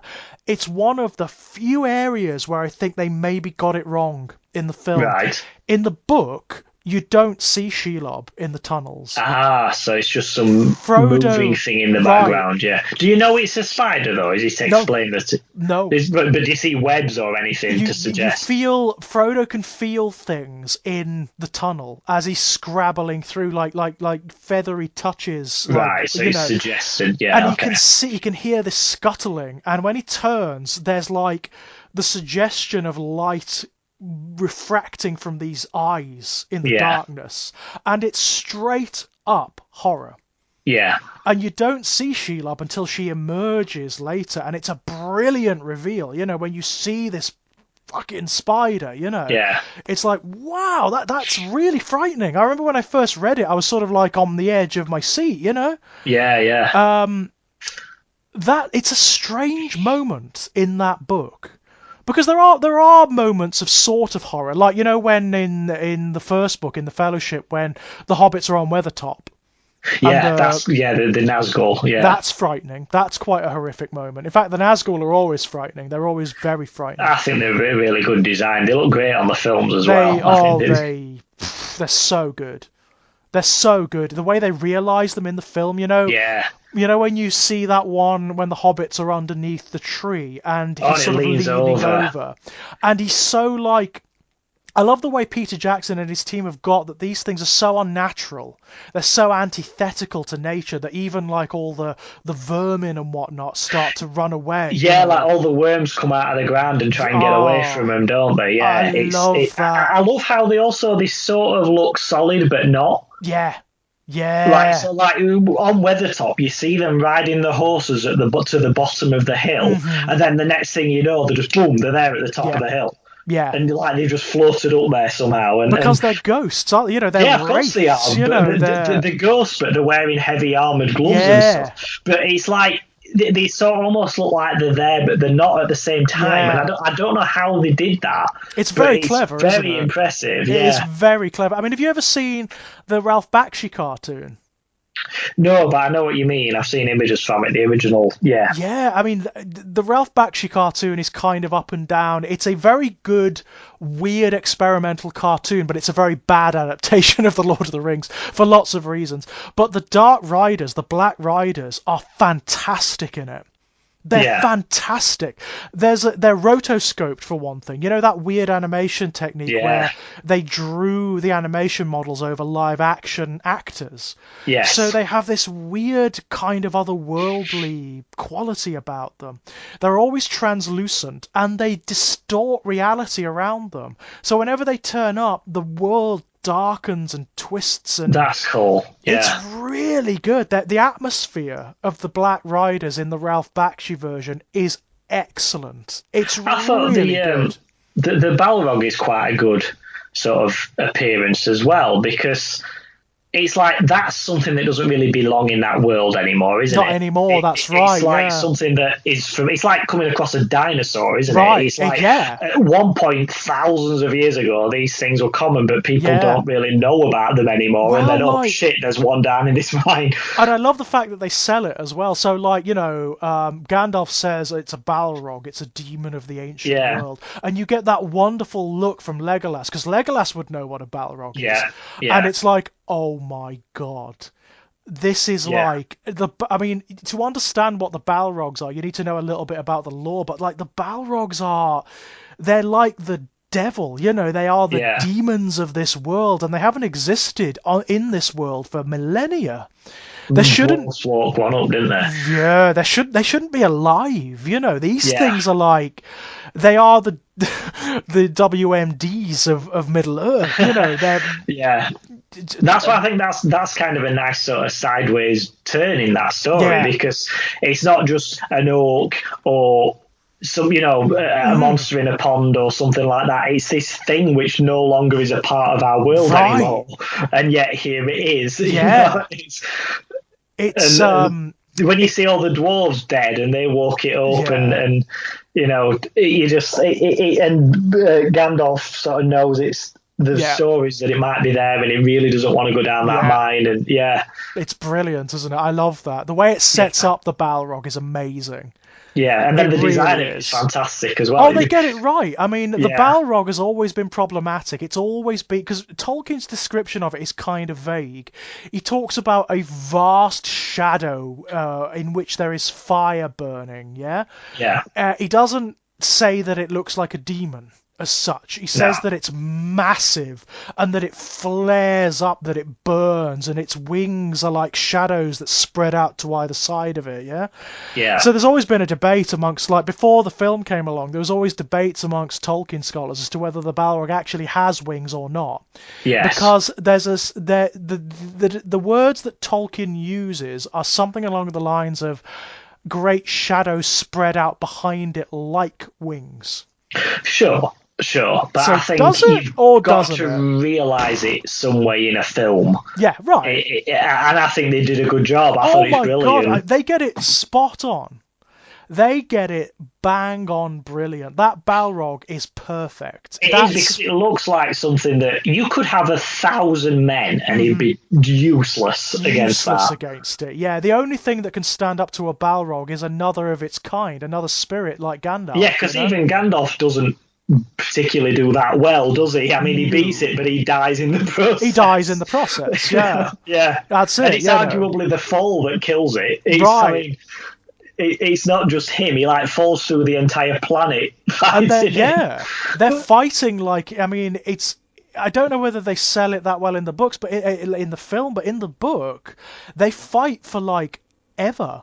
They're Yeah, falling for hours, and then they crash into this lake, and they're fighting under the lake, and then they fight their way back up through the mountain, and the yeah, mountain collapses around them as they're fighting, and eventually on what's left, Gandalf manages to kill this fucking thing, yeah. but dies in the process, you know? And if you know about the back mythology, it makes sense because they're actually the same kind of creature. Yes. They're Yeah. they're they're Maya. They're Maya spirits, which are basically the angels and Yes. demons of Middle Earth. They're just different species of Maya. They're like different choirs, if you like. Sure. You Now, know? I don't know enough about Lord of the Rings, having not read the books, but you know how Gandalf is Gandalf the Grey and he Yes. dies and then becomes Gandalf the White? Is that a necessary kind of upgrade process for a wizard? So, what I mean is, did Saruman die to become Saruman the White? Or No, no? no, Okay. that's something that happens because the reason Gandalf is upgraded, if you like, it's because Saruman has abandoned his own position. So He's it no leaves one longer open. he's no longer Saruman the White, Yeah. because he's abandoned the entire metaphysics Yes. of which he's a part. So Gandalf gets to sort of supersede to that So it's position, a bit if you like like. where you like in Marvel, you need a Sorcerer Supreme. It's that kind of a thing, is it? Basically, yeah, basically Yeah. that. There's a gap. There's a gap in the Because Doctor metaphysics. Strange is nowhere near qualified for that when he No, gets it, but it's him or nobody, it's isn't him or it? nobody. Yeah, that's it. That's Yeah, exactly it. yeah, I mean, Gandalf is qualified because, of course, of course, yeah. he beats a Balrog, I which is love the pretty good character going. of Gandalf. I love the character of him, particularly in the first film, where he's like, he's on wind down now. He wants to Right? Yeah. retire. He's done his fighting. He's done his Yep. questing. He's done all that. He just wants to smoke his pipe and read old books and shit. And then his mate finds this ring and he discovers that actually it's something else. And he's like, Right. oh shit, I've got to deal with this Yeah. now. Yeah. And he That's gives it. that wonderful speech to where Frodo says, "I wish this hadn't happened to me." And he says, Oh. "Everyone who lives in bad times thinks that, but we don't Yeah. get to decide that." It's It's such a good such a speech, lovely, but I mean, because he's yeah. talking about himself as well. He's Yes. also thinking, "I Yeah. don't want to have to deal with this shit," but here But we there are. we are. Yeah, I mean, there is Yeah, actually, I mean, there's some lovely morality in the Lord of the Rings. It's such a beautiful series of films. It really is. The one I really like is it's in that scene. It's the one that precedes that where Frodo says of Gollum, it's a pity that Bilbo didn't kill the miserable creature when he had the chance. Yeah. And Gandalf says, pity, it was pity that stayed his hand. Many that live deserve death, and many that die deserve life. Can you give them that? Who are you It's very to similar to what decide? Ghost of Christmas Present says to Scrooge. It's the same basic principle. Yeah. Yeah. It is, yeah. Be not too eager to deal out death and judgment. Yeah. That's basically what Gandalf says to him. Yeah, it's a lovely bit of morality, I've got to say. It's a lovely bit of morality. Because I kind of agree, it's it's the fact that it gives you a sense of pity for this creature. It does when you get his backstory, very much, yeah. And of course, Frodo sees that eventually. He does, yeah. Frodo understands better than anybody because he more or less becomes Gollum by the end, doesn't he? He's in he's going through the same process, And those films are kind of like my Star Wars. Yeah. In that we spoke about Star Wars last time, that both of us are on the same page in that we like it, but it's not a big thing for us. I'm not that bothered, it's fine, it's diverting, and if I'm in the right mood, I'll sit down and watch a Star Wars film, but I'm never going to be that moved by it. I'm just not. No, I'm the same. Whereas Lord of the Rings were, for me, especially having never read the books, they were like my Star Wars. They were the thing that came out every year, and I'd queue up at the cinema, and I'd go with my dad and granddad, and every year for 3 years in a row, we'd go and watch them films, and then get the video when it came out and watch it again. And they were just so big, and you know. I fell in love with them. I really did. I mean, Same I was huge into the books when I was a kid, huge into the books. So they were I was so afraid of going to watch them. And when that first film blew my mind in how good it was, I was like, I'm in. I'm just in. I'm going to be first in line at these, There's one of the scenes in that which I always think of as like a little I have it as like a little visualization for me, because it's something a therapist advised me to do years ago, but it's really good in that I find it easier to visualize things as like physical things when I'm struggling, because I am a high function anxiety sufferer, so sometimes probably I struggle to get up and go about my day sometimes, and because everything seems overwhelming. And there's a fantastic scene with Sean Bean's character Boromir where near the end where he's fighting the Uruk-hai and he gets shot with an arrow, and he goes down, and he's down for a few seconds, he catches his breath, and then he's like, and then he gets back up and he carries on again, and then he gets hit again and he goes down and he takes a breath and then he gets back up. And I always think of that when I'm in, not like comparing myself to that or anything stupid, but I mean just that sense of just take a breather, get your breath for a minute because you're not done yet. And it's that thing, and I love that scene. He just gets back up and he carries on, and it's so powerful. There's a few scenes in The Lord of the Rings where that sort of thing happens, where characters die, basically. And they are so powerful, they're so moving. One of the big ones for me was always Theoden. Yes. Theoden's death. I always found that very, very moving, Yeah. Standing off against the Witch King, brought down by the Witch King. I thought that I've always found that. I've always liked Theoden as a character anyway, because he has his redemptive arc, of course. He does, absolutely. And then ends up dying in battle. After he's getting Chucky to corrupt him. Right, yeah. Brad Dourif, the guy it is. To his ears. It is.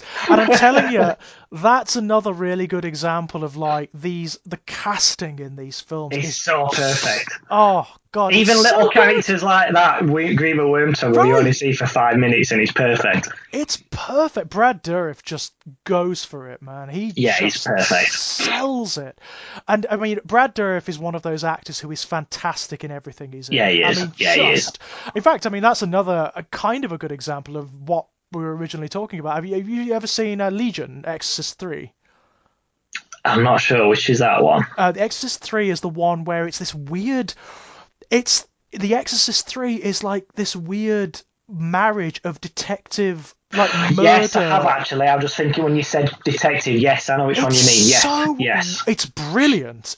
I mean, it's the third in a popular horror trilogy. It went straight to video, so it has no right to be any good at all, right? No. It's fantastic. It's Yes, I remember it. really good. I'm always flabbergasted by how good that film is.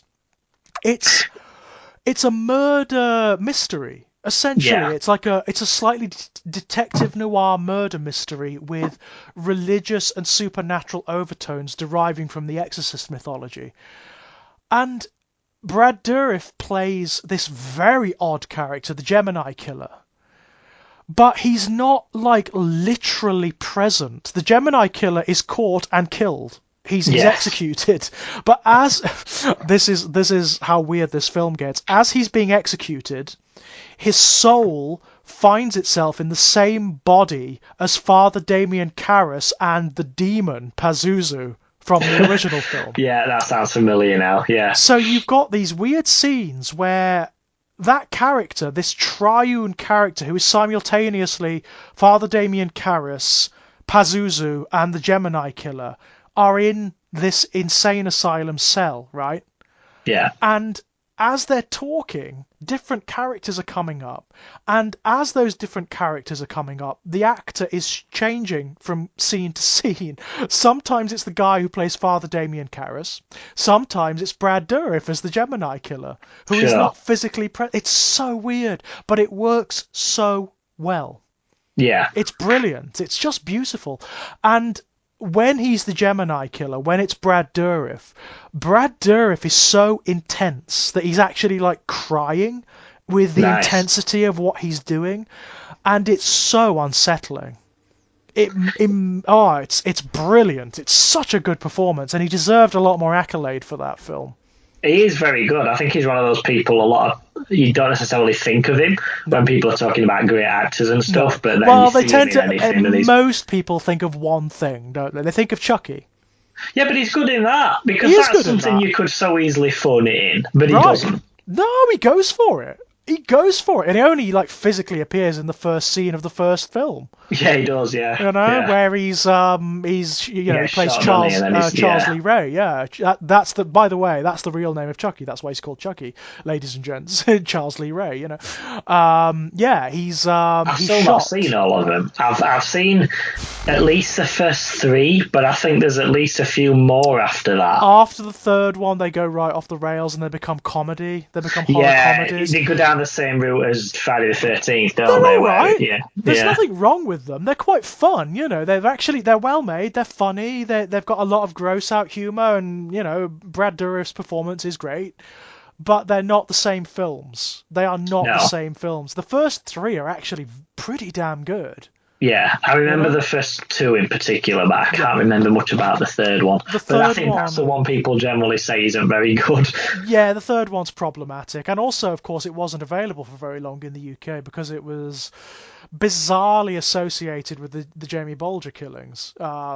Oh yeah, that's familiar. I forgot about that. Which Yeah. was it's one of those weird, spurious, media fueled bits of hysteria Was it because where the other kids who did it watched it or yes, something? yeah, Yeah. it's but the thing is the kids who did it were also from terrible families who were abusive and whatnot, so it's like, Yeah, but well, that's not yeah, simplistic enough, is it? It's easier no, to blame it's it on a piece of media. yeah, right.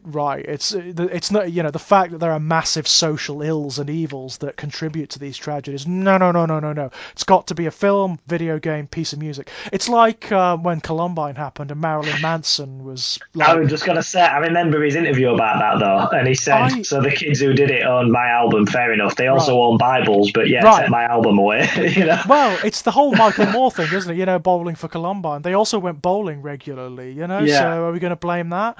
yeah, No, it's bizarre. It's really strange. This, like, it's always media fueled. This hysteria, it's always media fueled. yeah.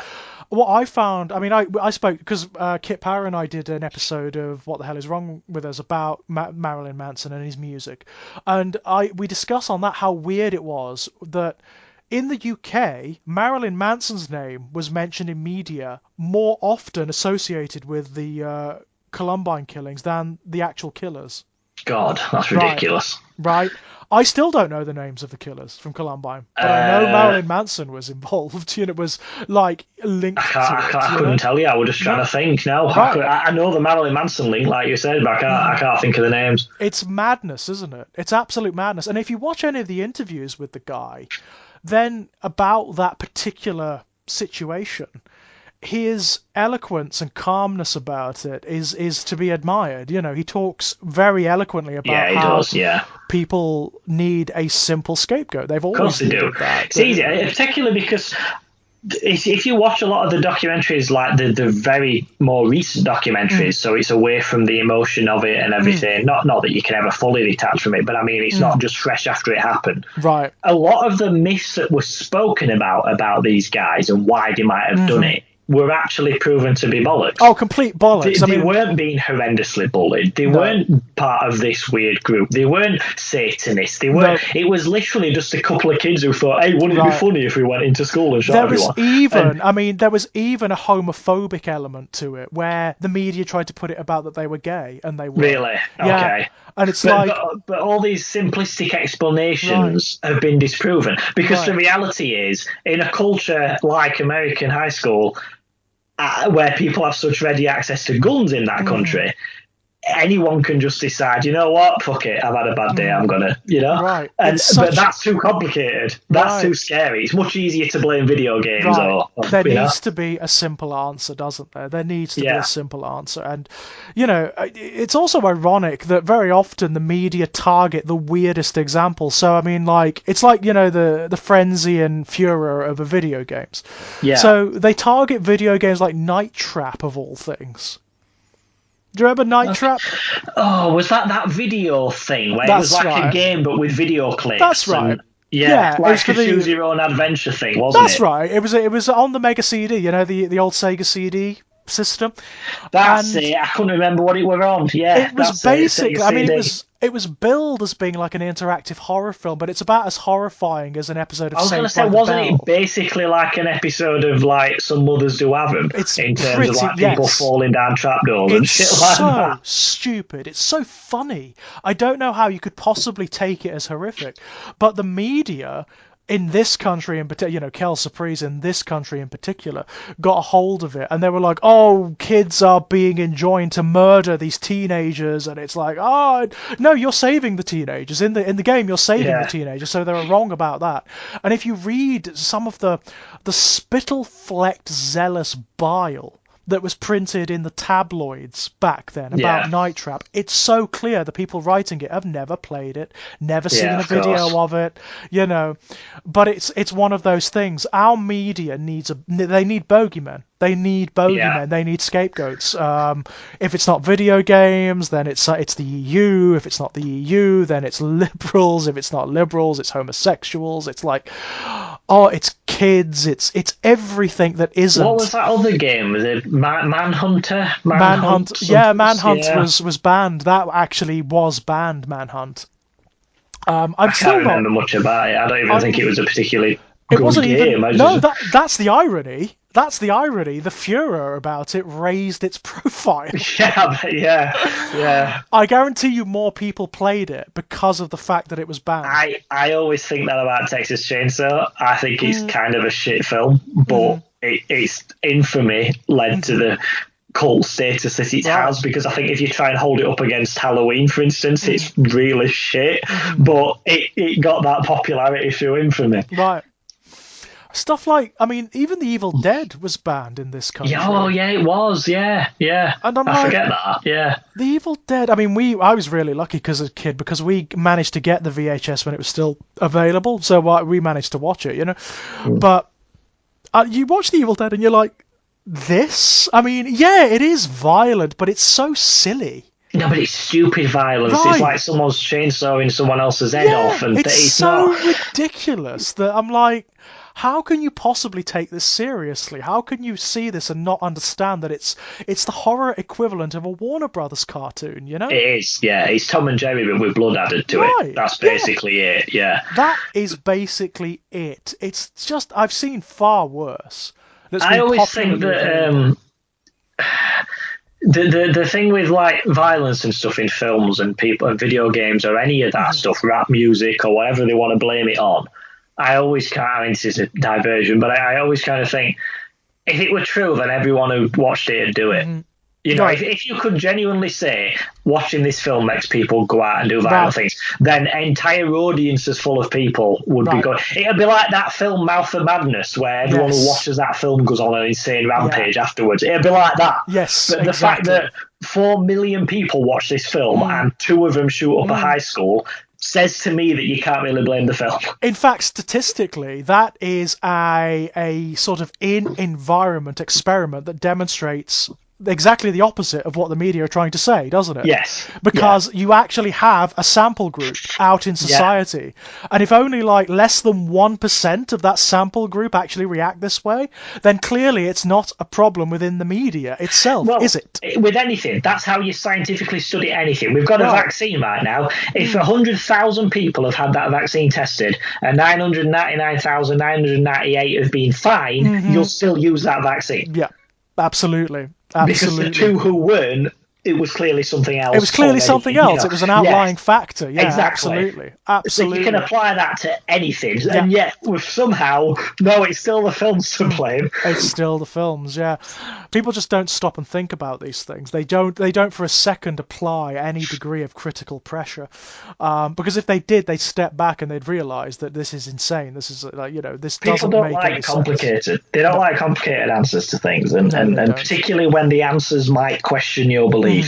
You know what? What I've always found really bizarre, that you get these moral panics and furors against things that are like visually macabre or morbid or whatever, but often are only visually macabre or morbid. They're not extolling the virtues of like violence or anything No, like the that. morality in them is pretty It's good versus evil and such, isn't it? Yeah. And it's often quite conservative. The morality is Yeah. often ironically quite conservative in a lot of these films. But they do not look at things I find way more offensive. Things like, for example, soap operas Yes. that are trying to sell us some buttoned down notion of a prescribed lifestyle and assumptions. I hate that shit. I find that way more corrosive than anything you'll find in a horror film. Yeah. I mean, it's funny because this kind of brings up something. I've been on a bit of a quest to find like found footage horror films that I haven't seen yet because I love them. Yeah. And it's up and down. You find some good stuff, you find some Did shit you stuff. watch Borderlands? We spoke about that one before. I haven't watched that one yet. Haven't watched That's that a one good yet. one. I watched Lake Mungo though. What's that one? Lake Mungo is the one about the girl who it's an Australian film, teenage girl. She drowns during a family outing, but it looks like that she may be haunting the area, or but Okay. also that she may have somehow known that she was going to drown on that day. Okay, that's There's interesting. this weird like predestination thing that goes on in it. It's not bad. It's not. I mean, I heard lots of people say it's really good, and I sat down to watch it, and it is really good. But it's not a horror film. It's a weird. It is a supernatural film, but it's not a horror film. The overwhelming sensation I came away from it with was sadness. Yeah. It's really sad. It's like there's this metaphysics in it where it's like, yeah, you can't avoid fate, basically. Sure, yeah. That's what the whole film is about. It's like, yeah, there is like a predestined time for you, and when it's up, it's up. That's it. That's the end. Yeah. There's nothing you can do. And it's really sad. I was like, oh God, that's a downer, It's very good. It's very good. But the one I watched this afternoon, another one that loads of people recommended, which was Megan is Missing. Oh, I think I've seen that. That sounds familiar. Fucking hated it. Oh God, it takes a lot for me to hate films. To like actually hate a film, it takes a lot. This piece of shit is... I found it to be misogynist. I found it to be hateful towards young women. Yeah. It's not the violence in it. There's some scenes in it that are really unpleasant, and I mean like massively unpleasant, and that's fine. I've seen loads of films. I've watched Audition, all right. I know unpleasant scenes in cinema. what bothered me about it is the way that it used the violence. This film, for the first two-thirds, it sets up kind of tacit justifications for the violence it later inflicts on the young women in its How can narrative. it justify things like Well, that? basically, it portrays the title character Megan as being like unpleasant, as being damaged and broken, and as having like, basically the film just about stops short of calling her, of condemning her as like a slut, as a whore. It's Yeah, got that feeling she about can it. be that and just not have any friends and stuff. That Right. doesn't justify Right. terrible things, you know. But the way the film is set up, it's almost as though it's saying, well, actually, the reason this awful stuff happened to her at the end is because she was this. And it's like moral. It's like it's finger wagging. It's like oh. Yeah, that doesn't. Yeah, Oh, that's what got me, not the scenes of, I mean, and some of the scenes are really unpleasant, but I found that it was glorifying in them to a degree, you know? yes, And I was like, oh, no. It's all context, isn't it? It's all contextual, you see. I found that to be immoral. I actually found that element to be immoral. Not the visuals themselves, not the scenes themselves, but the way the film was deploying them. It was as though it was saying to its audience, well, if she wasn't this, if she didn't act like this, then she maybe not would have ended up like this. It's almost like it's saying it was their own faults. And yeah. I'm like, That's deeply no. immoral. Yeah, I hated it. I actually hated the film, and I know a lot of people who loved it. I was trying to think about it to see if I'd got it wrong. If I'd missed something, and it's like, no, this is the implication of the film, and it's They like kind of go there with the old sort of the virgin doesn't die thing in yes, slasher it movies, but is it's not quite kind as of. explicitly as that. No, it's kind of similar. It is like a derivation of that morality. And that, I mean, that is a morality that I find really problematic in a lot of films I otherwise like. Things like Halloween, for example. Yeah, Because Halloween is this very conservative horror film. It is about like, it's if you have sex, you die. If you drink, you die. If you have drugs, you die. It does have this very sort of 1970s morality about it. it does. Yeah. And that's problematic for me. It doesn't stop it being a very well shot, really atmospheric film. But this is like, it's almost like the natural descendant of that, taken to extremes. And I've got to admit, I hated it, and I won't watch it again. Sure. And I would actually advise other people not to watch it because, I just don't see the worth in it. I think it's actually a bad film. Yeah, that takes a lot for me to think of something as a bad film. Me too. I might think something's not to my taste. I might Right. think it's a little silly, or it's a bit corny, or it takes itself boring, too seriously. But essentially, to just outright think of something as a bad film takes a lot. Me too. But I found this film to be bad, like on almost every level. Like I hated the way it portrayed its female characters. It can't seem to, women, like particularly young women, they're either, all of them are either like superficial bitch stereotypes, or they are these hyper clean, innocent, like ascended virginal characters. And it's like, oh, no. Yeah. That's a male. Why can't people just write women as characters? Right. They're not like perfect, flawless goddesses who never set a foot wrong, but neither are they dirty, disgusting tramps who haven't got a single redeeming feature. They are well-rounded, three-dimensional human beings with faults and good qualities, just like all the male characters. Right. What's wrong with that in films? Why can't people get that?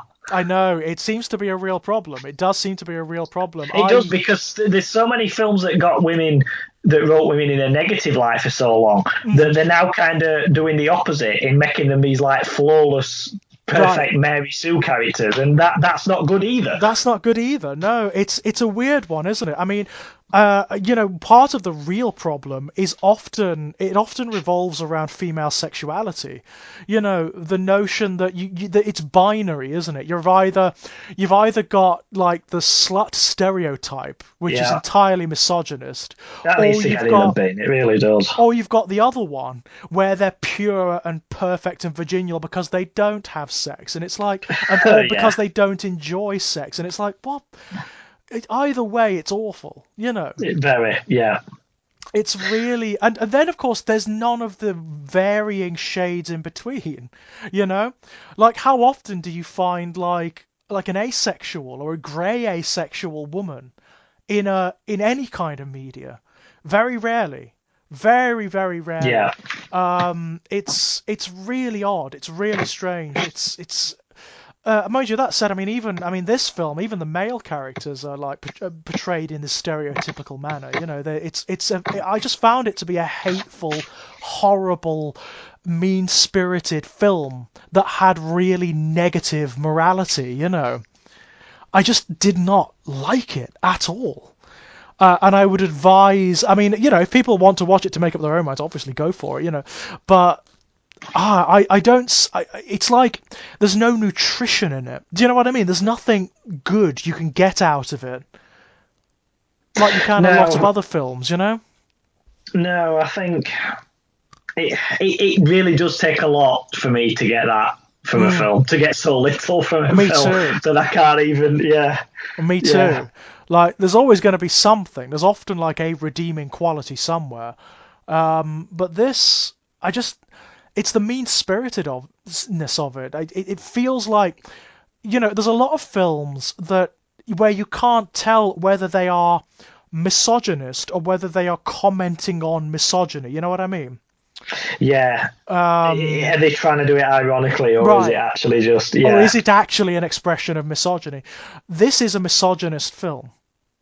It's yeah, actually a misogynist film that's promoting a misogynist outlook and a massively conservative morality as well. It's finger wagging and saying, oh, young women, oh, if you dare express your sexuality in any which way, oh, you're for the chop. ugh, yeah, It's like, oh, it could have. It's one of those films that almost could have come out of, these like fundamentalist Christian film studios. oh god, It yes. almost could have come from one of them as a way of scaring young women. You know what I mean? And yeah, that's oh. Do they still make them? Oh yeah. There's some. To be fair, some of those films are fucking funny. Some of them, Unintentionally. some of them are absolutely hilarious. I can highly recommend God's Not Dead. That is funny as fuck because of its portrayal of atheists. All right. It's so like baby eating amoral lunatic atheist stereotype. It's so funny. Yeah, to be fair though, I'm an atheist and I must have had 3 babies this Right, week. right, yeah, absolutely. Yeah, it's so funny.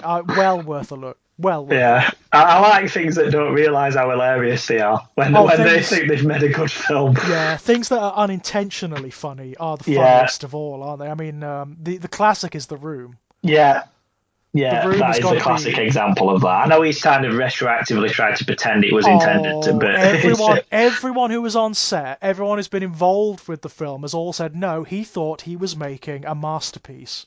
yeah. He thought he was making the high American drama.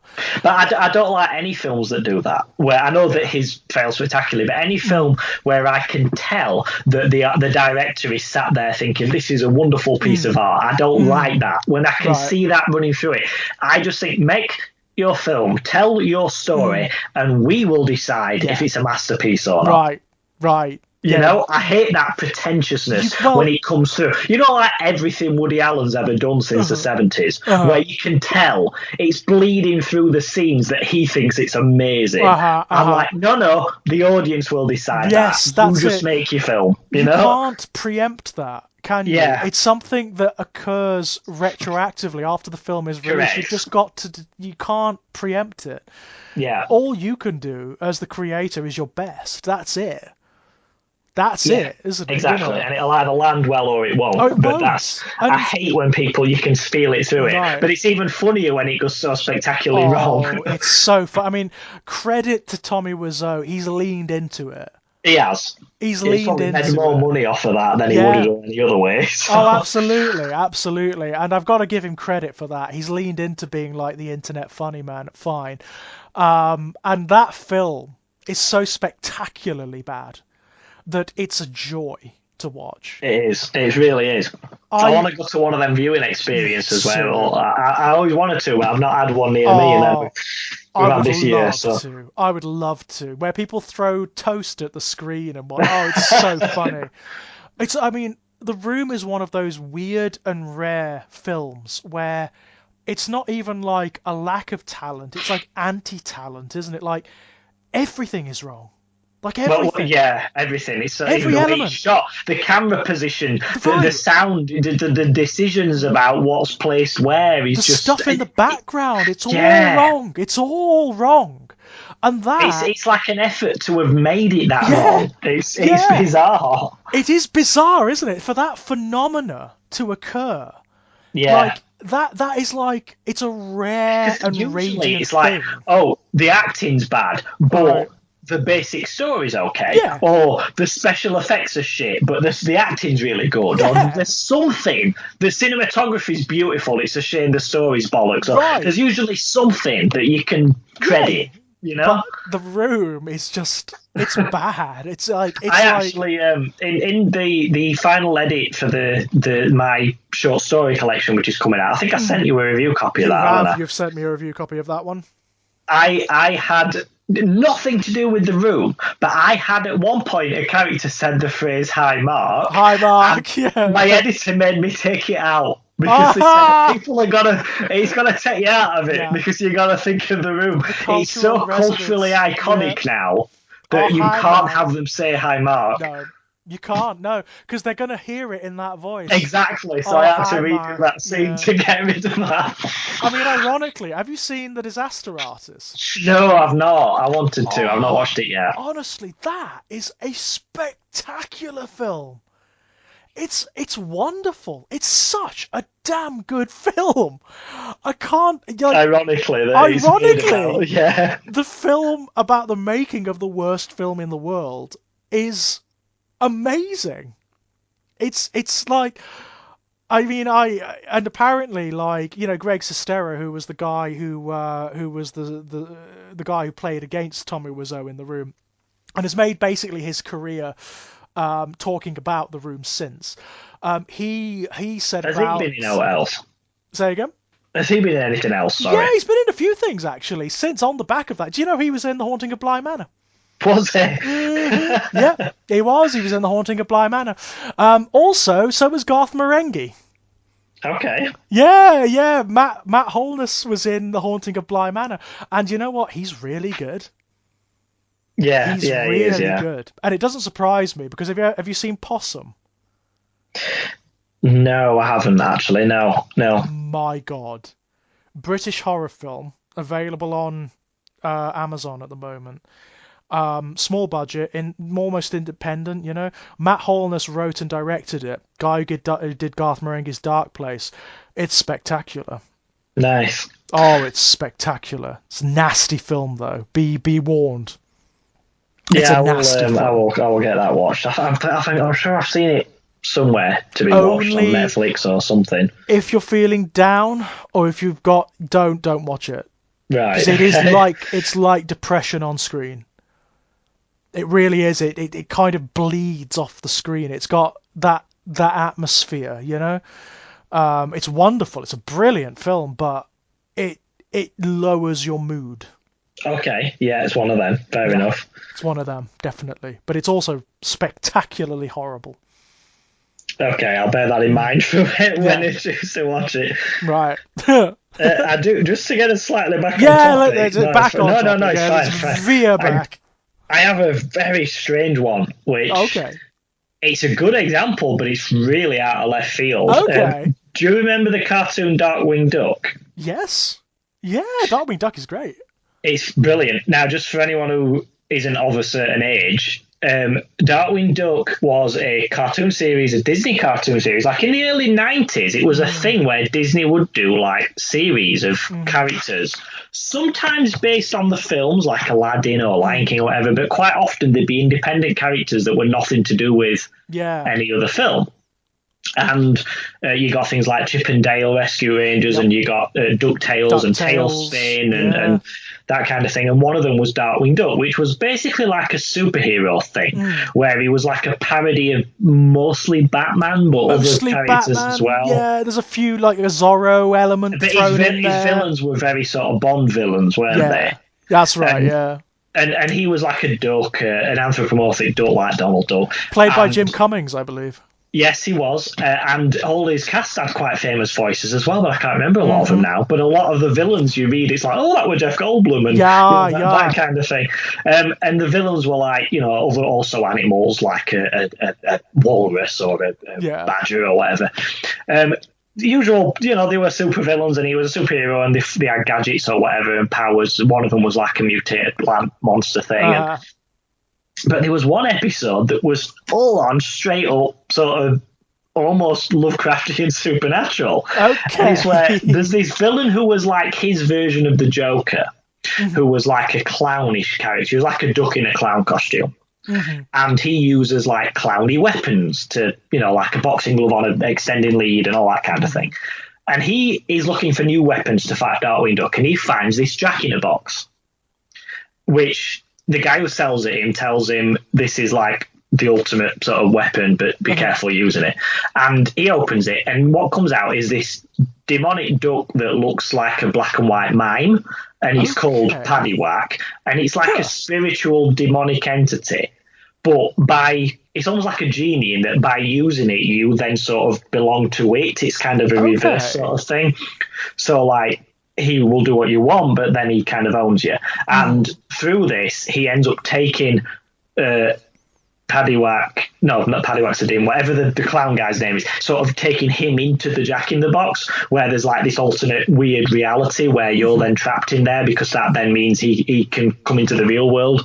And he's so Darkwing Duck has to end up working with him to get, do you know what I mean? It's it's very sort of a weird, like this, you never find out what he is or where he's from, or it just comes out of left field, Yeah, and it's genuinely, I remember I watched it when I was a kid, but it's genuinely creepy, and it just, all these other villains are like a guy with a robot hand, or a guy who's got plant powers, or he's got a rocket pack, and then there's this Jack-in-the-Box with a supernatural entity in it that lives in this like parallel dimension that's within and it wants to steal your soul, and it's very, very weird. That is odd, isn't it? I mean, there is space for it in Darkwing Duck, because Darkwing Duck does occur in the DuckTales universe, where yes, it does. Yes, DuckTales had quite a few supernatural elements. It had things like ancient rituals and stuff like that, magic, monsters. Yeah, it went a bit sort of Indiana Jones, didn't it? Yes, very much, very much. But Darkwing Duck always took it down a notch, didn't it? It didn't have like those supernatural elements overt. No, it didn't. No, it was mostly just, like I said, heightened reality. So you might have a supervillain he can shoot beams out of his eyes or something, but it's essentially sciencey. It's basically stuff. Like superhero stuff. They fall into radioactive waste or something like that. Yeah. I mean, in DuckTales, you actually had like magical villains. It was stuff like Magica D-Spell. Oh yeah, I remember her. Yeah. Have you seen the new version of her? No. The new DuckTales is awesome. By the way, I heard it's good. Yeah, David Tennant does the voice, doesn't he? Yeah, he's Scrooge. Yeah, it's such a good cartoon. It's such a good cartoon. It's got these great running story elements. A Magica D-Spell. She's in the original DuckTales. She's kind of a doofy villain, isn't she? Yeah, she is. Yeah. And not in this one. She's not. She's a monster. She's like a demon. She's like a succubus. Okay. And she's brilliant. She's absolutely brilliant. She's like this corrupting shadow. She only appears as a shadow in the first All season. right, so they've gone full on with her then. They've not. Yeah, okay. Oh no, she's full villain. She is a proper monster in it. She's great. She's absolutely brilliant. And when she actually when she eventually manages to claw her way back into the real world, it's like apocalyptic. It's crazy. Nice. It's really good. The whole show is excellent. You know how in the original DuckTales there was always this question, and it was never asked in the show, but viewers asked, okay, so you've got Huey, Dewey, and Louie who are living with their uncle. Where are their parents? Yeah. That never occurred in the original show. The new show, that's what the whole thing is about. Okay, Where so are they? the actual parents are a feature then. Yes, they absolutely are. And it's like the whole question of the first 2 seasons is, where are they? Scrooge knows, but he's not talking about it. Okay, so that's interesting, yeah. Refuses to talk about it. It's really good. It's actually got, it's so weird to think about it, but it's not only is it genuinely funny, it's got a great story. Okay, that's cool. Yeah, it's got a great story. It's a bit like Gravity Falls, it's got that kind of arc to it. Yeah, I was very, very surprised by Gravity Falls and how deep the subplot ran and everything. Oh, that cartoon goes places. It's absolutely brilliant.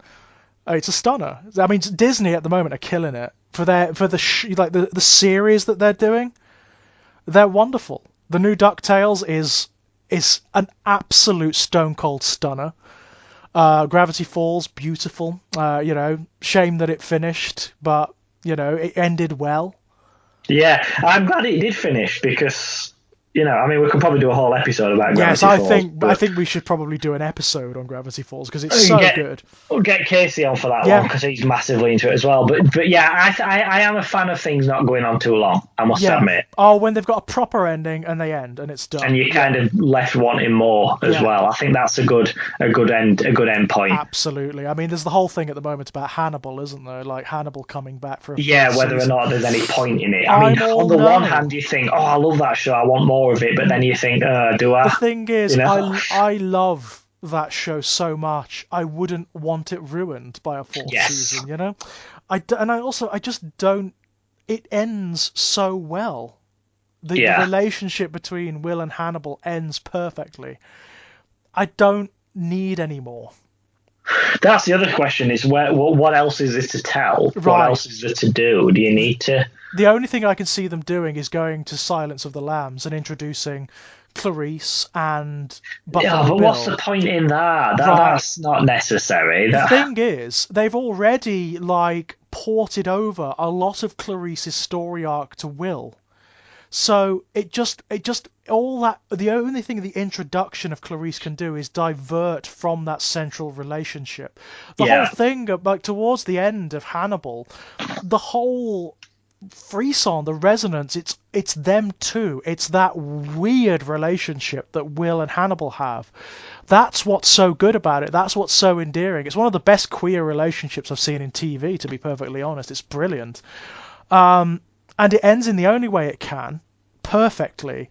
And any more can only necessarily dilute it. Yeah, well, I think with any prequel, the closer you get to the thing it's meant to be a prequel to, the worse it gets. Yeah.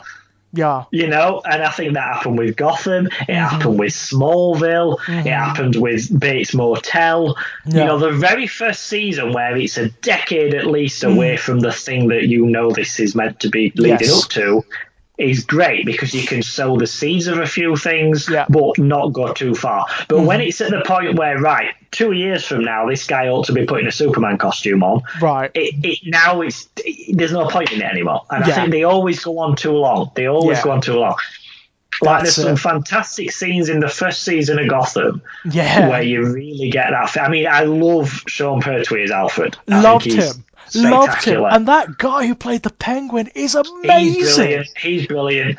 I just love the fact that, for Alfred, something they always miss in the film adaptations is that Alfred's meant to be hard as nails. He's a badass, right? Alfred, when he was younger, was basically James Bond. Yep. Yeah. And then one of his jobs, he met this American businessman named Thomas Wayne, who said, when you get tired of, trotting around the globe shooting terrorists and stuff, if you want a nice, easy life, you can just come and work for me and I'll just get you a nice, easy job. Yeah. So he does. And he ends up being his butler, which is just an easy job for him. But then he dies and obviously becomes a de facto parent, which was never his plan, but that's what he did. Yep. But Alfred is meant to be that guy who, even at like 60, you get 12 guys with knives attacking him. He's going to take him down. There's a fantastic storyline in one of the annuals from a few years ago. Batman storyline where a bunch of guys, this hacker figures out who Batman is through various algorithms and stuff put into satellite systems and whatnot. And he has a team of about 12 guys who he hires, and he breaks into Wayne Manor with the intention of exposing this and getting to the Batcave and blah, blah, blah. Bruce is out doing Batman stuff. Right. Alfred kills every one of these guys.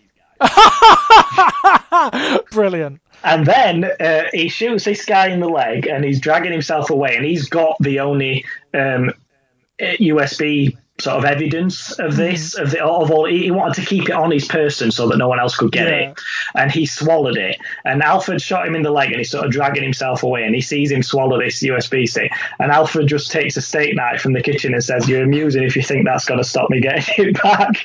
And then you see him speaking to, and then you see him just before he kills him, he says to him, that boy, he's talking about Bruce, he says, goes out there every night putting himself in danger. He fights gods and aliens and horrors that you couldn't imagine.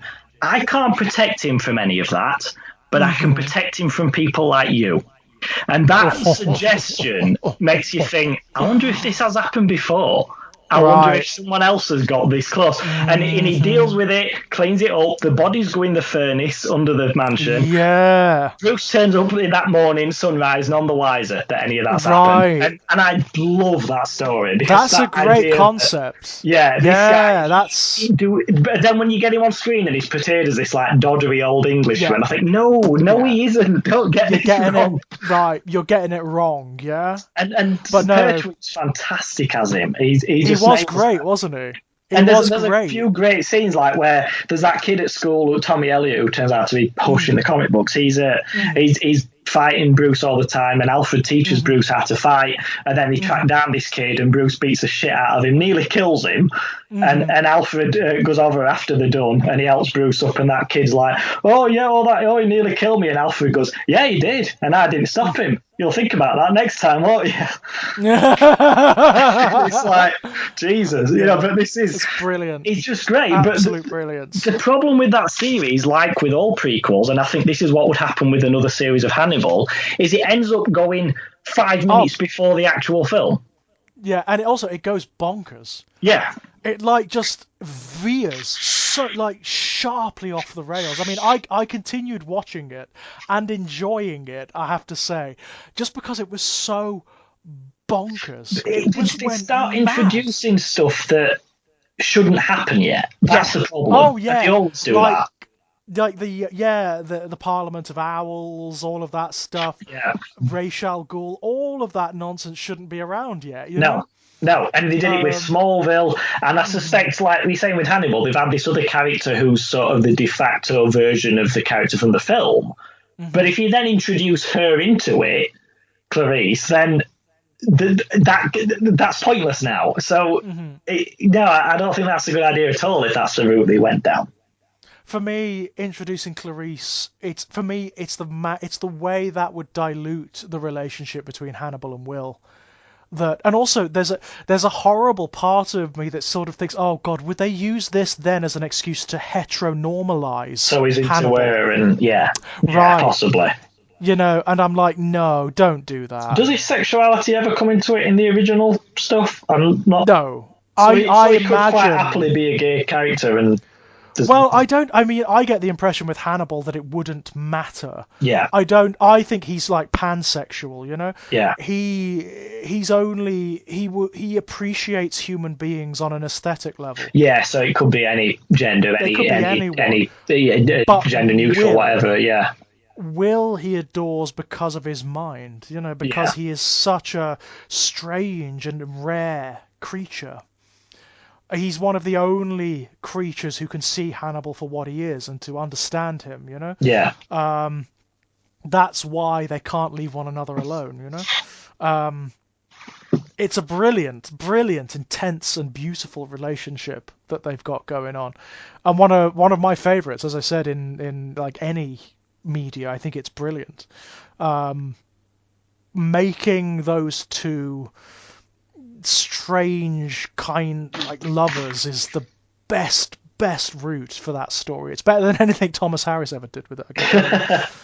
Well, sometimes that's funny, isn't it? When someone else gets hold of a property and they actually manage to make a better job of it than Well, do. have you read the latter day Hannibal books?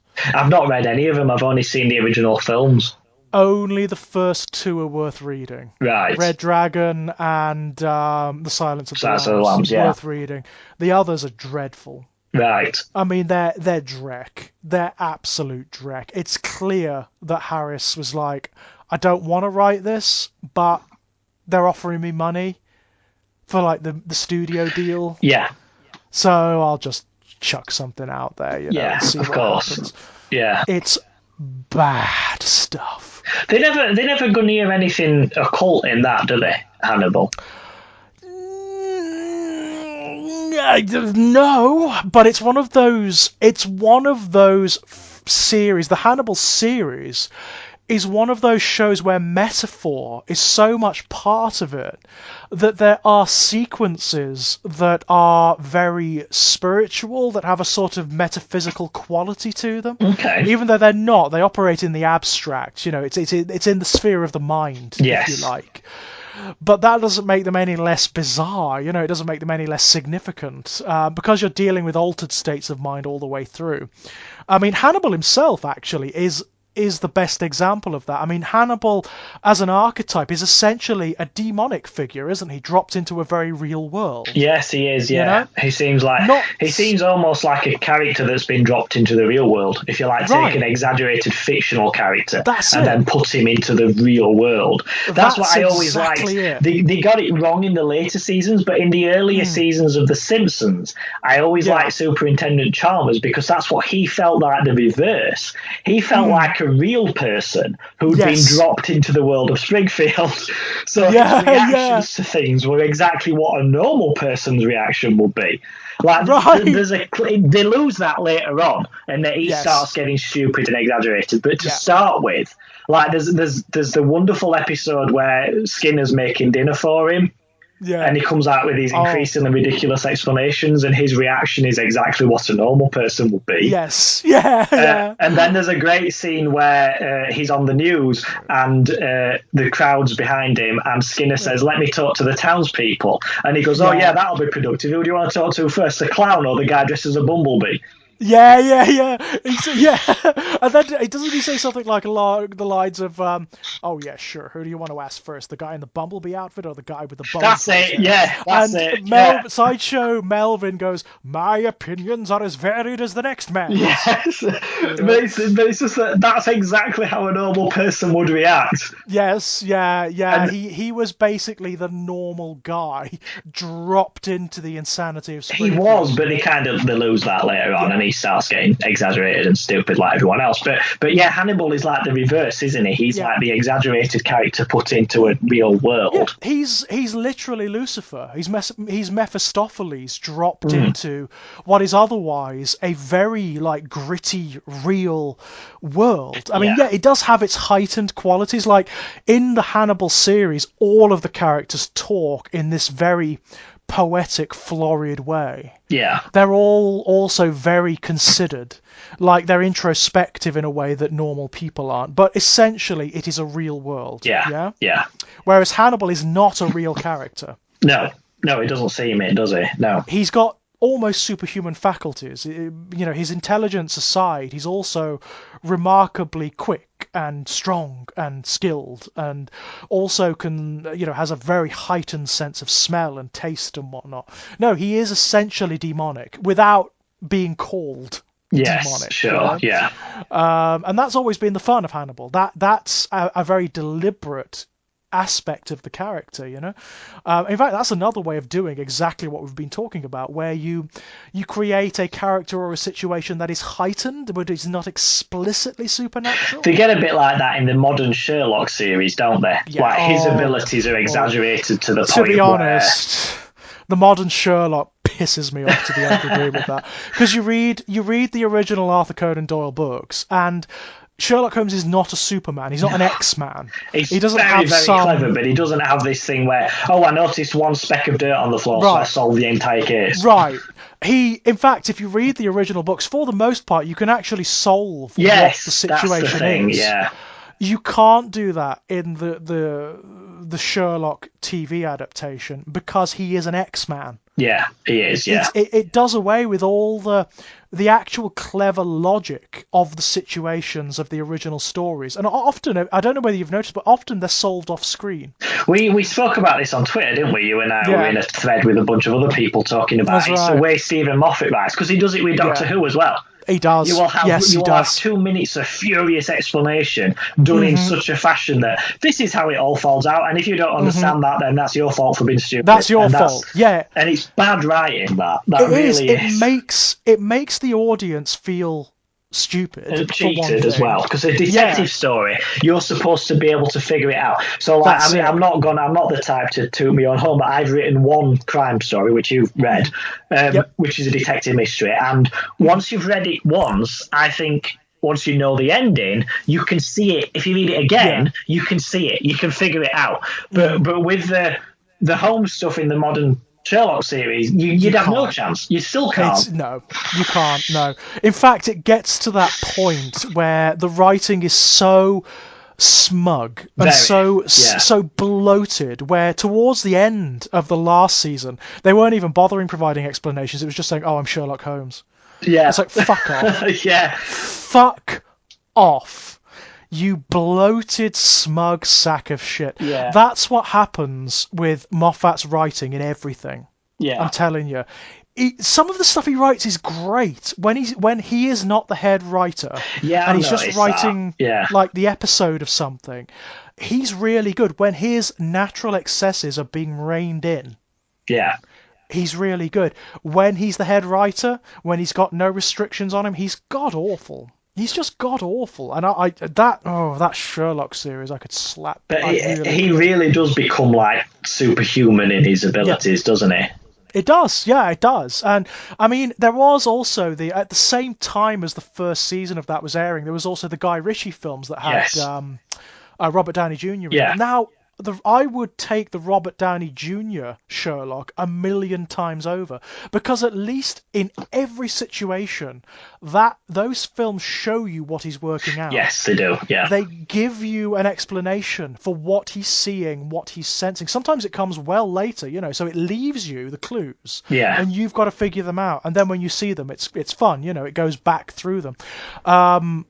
I like that, and I like the sort of heightened campery of the character, where he is massively flawed, even though he is this super genius, because that, again, is very much like the original character. The original character is super flawed as well. There's a great sequence in one of the original stories where Watson is aghast because Holmes doesn't know that the Earth revolves around the sun. Yeah, I remember that. He's just never bothered to look into astrology because it hasn't been any use to him, so why has he ever learned about it? Yeah. So he says, like, well, why would I? It's just, basically his explanation is, well, that's redundant information. Even if I had learned it, I'd have dumped it because it doesn't do anything for me. It doesn't have any use. Ironically, I mean, this is very intentional, but I think a very good version of Holmes is actually House. Yeah, well, House is basically Holmes, wasn't he? He even lived at 22B. It's Sherlock Holmes in a hospital. And Wilson's Watson, but the way he acts is more like Holmes than the Sherlock version. Yeah, that sort of idiosyncratic, I'm not bothered about the world kind of thing. And it's flawed, and he gets things wrong, and you can see how he comes to the conclusions that he does come to, and it feels more like a proper version of Holmes than the Sherlock series does. It does. It so does. God, God, that series, it gnaws my nerves. It really does. Did you watch the last season? I think I've seen all of it, but I can't remember that much about the Oh, last the few. last season just goes right off the rails. Right off the rails. I mean, one of the things the adaptations often get wrong is Moriarty. Yes. Moriarty's massively problematic as a character because, of course, he only occurs in the Reichenbach Falls. He's not mentioned He's in in the any of the final others. problem for the sole purpose of being the That's enemy right. to kill Holmes, and he kills himself and all that, and that's That's the it. end of it. That's his whole That's it. purpose. Yeah. Yeah. That's it. That is it. And that's all we know of him. We know that Holmes refers to him as the Napoleon of crime. We know that he is phenomenally clever. He's basically the equivalent of Holmes here. Yeah. So there's not that much to go on, really. And as a result, I mean, oh God, the Moriarty in the Stephen Moffat one I hated. I just, that theatrical kind of out of control, that for me is not what Moriarty is like. He's Sure. supposed to be in control all the time, Yeah. calm, considered. The one they got in the Robert Downey Jr. films actually is Oh, fantastic. it's Toby. What's his name? Wasn't It's it? Oh, I can't remember his name. I'm sure he's called um Toby. he's the brother of the guy from Jurassic Park. It's Yeah. ah it's gone, it slipped from my mind. Yeah. But he was fantastic. Yeah. Serpentine, quiet, self-assured, very academic. He was fantastic. He was a really good portrayal of Have you ever Moriarty. read that book that's about Moriarty? No. It's very good. There's been a shed load of books written about Holmes after, Oh yeah. but there's a very, very small number which have been accepted by the estate of Conan Doyle as this is canon now. Yeah. And there is one about Moriarty which has been accepted as such, and it was written like 1930s or 40s, so it's not a modern one. Mm-hmm. And it basically is written the same way as the Holmes books are written, except it's about Moriarty. So it's one of Moriarty's sort of companions writing about him the same way that Watson writes about Holmes. Right. And Very clever what idea. you find out in this is that Moriarty is even cleverer than you think, because the guy who Holmes thinks of as Moriarty is not him. Right. That Moriarty yeah. has what he mentions in the final problem. He has like a couple of toughs around him. One of them is Moriarty. Right. Okay. Moriarty Very is actually clever. this like 6 foot broad, rough looking guy who worked his way up. He was always underestimated. He was never given a chance. He was from a very poor background. He worked his way up through the crime network and educated himself because he's a genius. Yeah. But he was never given that opportunity. But so he would never get taken seriously as this crime lord. So he hires this like pencil pushing looking guy, and like you're Moriarty as far as the world's concerned. But actually, he's a puppet, and the real Moriarty is this big tough guy who stands next to him who pretends to be one of his bodyguards. That's very clever. So the guy who dies at the Reichenbach Falls is not Moriarty, and the fact that even Holmes is unaware of this. Yes, I like that. And I thought that's brilliant. And that has officially been accepted as part of the Holmes canon. So right, very clever. Yeah, I like that a lot, and I think that fits. And that's given the intelligence of Moriarty, that makes sense, doesn't it? It's also very anti-Victorian. The idea that you might not be from an upper class background with private school, but you might still be that smart. The idea that a working class person could be as smart as someone like Holmes and everything makes Moriarty suddenly becomes like a Danny Dyer sort of a person. But yes, it actually gives him a little bit of frisson, doesn't it? And I prefer that. I think that's you instead of having him cast as someone like you usually had him, you'd have him cast as Tom Hardy or something. Yeah, I like that. I like that a lot, actually. It just makes it more interesting, doesn't it? Yeah, it does. Because he is, because he only appears in that one story, and he's the villain. Yeah. That's it. He's there to be the foil to Holmes, isn't he? And that's essentially it. And he doesn't even physically appear in the story. It's told in he's just talked about him fighting at the falls with him, and that's it. That's it.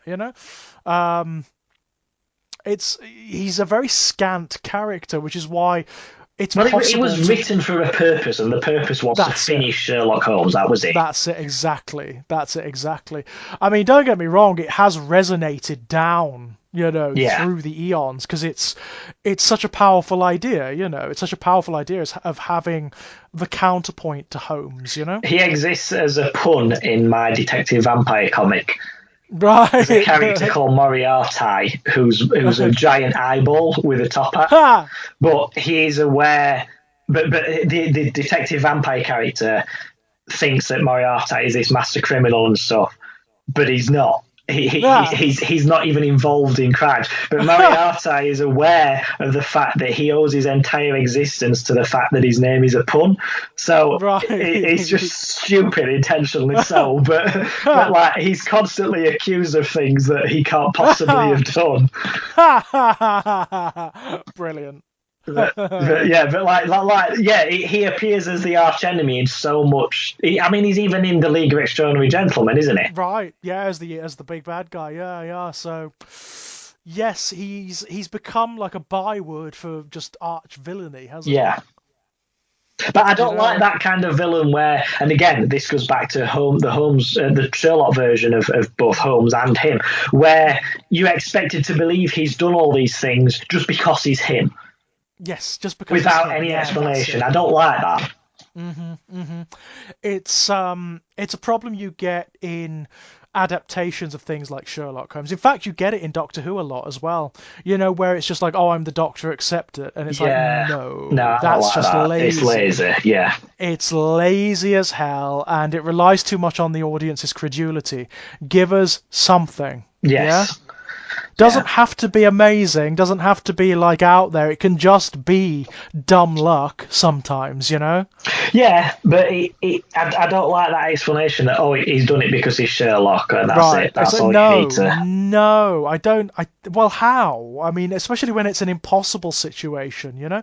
It's like, no, give me something. I agree. Give me something. I do have one or two actual final examples of what we were talking about. Yep. Okay. Both very similar, and it's Uh-huh. a ghost suddenly appearing in something where the existence of ghosts had never been allowed or referenced before. Yeah, that happens surprisingly a lot. I mean, the soap operas do that. They do. You've got one in Transformers, which is Starscream, when he's Starscream's ghost, killed yeah. and then he's killed by Unicron and then he appears as a ghost in the next season. Ironically, which then later became a core part of the mythology. But like at that point, wasn't it just like, oh, okay, so these robots can have ghosts then, right?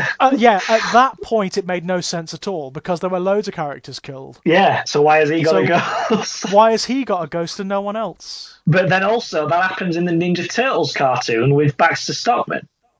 Oh, the fly. He turns into a fly and then he dies at some point, and then he's in it as a ghost version of himself as the fly. Yes, doesn't he I mean, I may be getting this wrong, but doesn't he get dimensionally disincorporated? Something like that, yeah. But he's basically a ghost, yeah.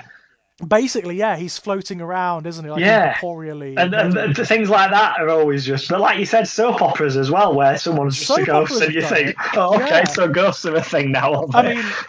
I mean, the big soap opera was the American one that introduced because its views were flagging and no one was watching it. They introduced the main character as being a vampire, which became the inspiration for the film What We Do in the Shadows. Oh, Dark Shadows, was it called or something like that? It was just like a weird gothic thing, and then suddenly, no, it's blatantly supernatural. Yeah, no, suddenly in one season he just becomes a vampire. Yeah. It's just revealed that he's a vampire, and it's like, that makes no sense. Yeah, it's just suddenly throwing it in there. But the ghost seems to be something that, I don't know how to explain this without waffling too much, but the ghost seems to be something that people seem to throw in quite casually, because in Western media, and I don't agree with this, but the accepted belief system is Christianity. Yeah, as it would be. The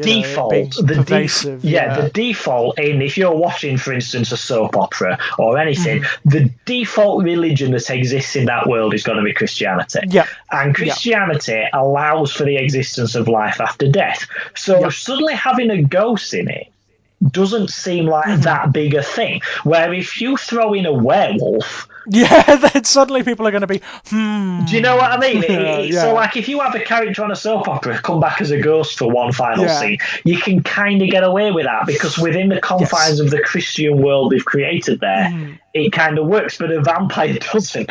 So, I right, think that's why ghosts are often just slapped into things, but yeah. without much explanation. Yeah, yeah, and there's also there are ways and means of introducing ghosts that may be ambiguous, where it could be like a dream or something, you Hallucination know? or whatever. Yeah, the classic Yeah, example of that is always going to be a Christmas Carol, isn't it? Because no, of course. nobody else witnesses it. Scrooge wakes up at the end and he's in his bed. And he Right. could have dreamed the whole thing, which is what really fucked me off about that BBC adaptation last year, Oh where God, they made yeah. it. I mean, it was bad anyway, but they made It it. was bad, Not yeah. only is it just, oh look, Mrs. Cratchit's a super powered black lady now, Oh but never God, mind what that. was that? Oh God, What was that was that? just the most BBC thing the BBC have ever done.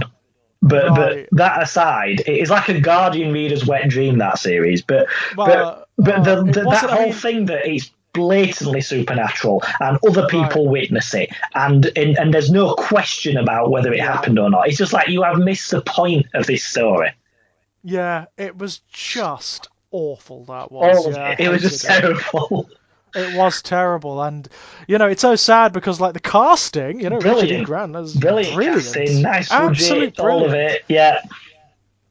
It's just some of the story decisions were just bizarre, Yeah. truly Why bizarre. I make mean, Mrs. Cratchit super powered? Why? Yeah. yeah, that in particular I hated.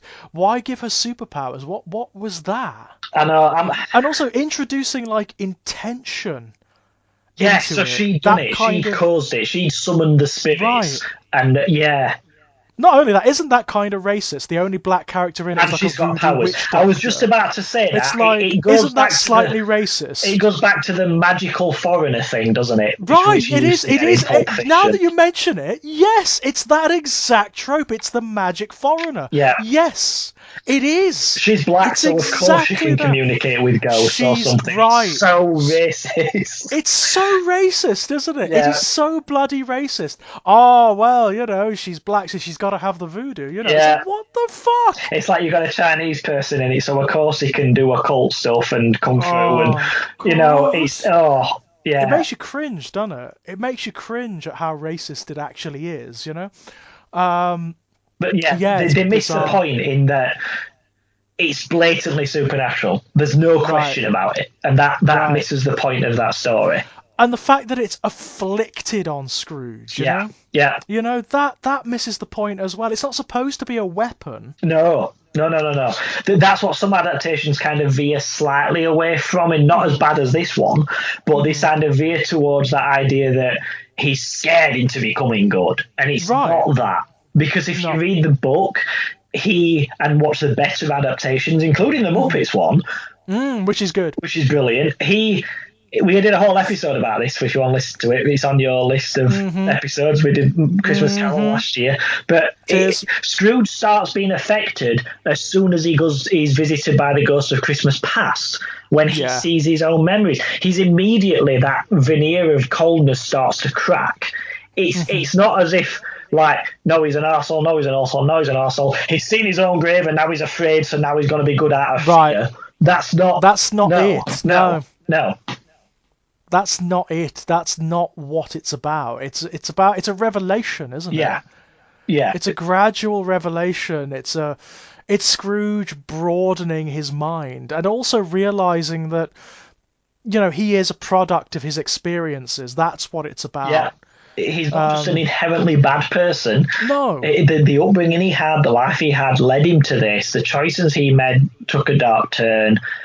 He was so desperate to avoid the poverty that he suffered growing up that he got obsessed with making sure that his family wouldn't have the same problem.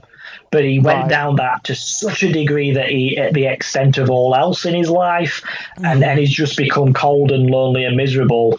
Yeah. Whilst having all this money. And when he's reminded of that, he is awarded the opportunity to kind of course correct. Yeah, It's too that's late it. to have a family now, but he's still got people around him who he can be warm to, who he can be friends with, who he can, Yeah.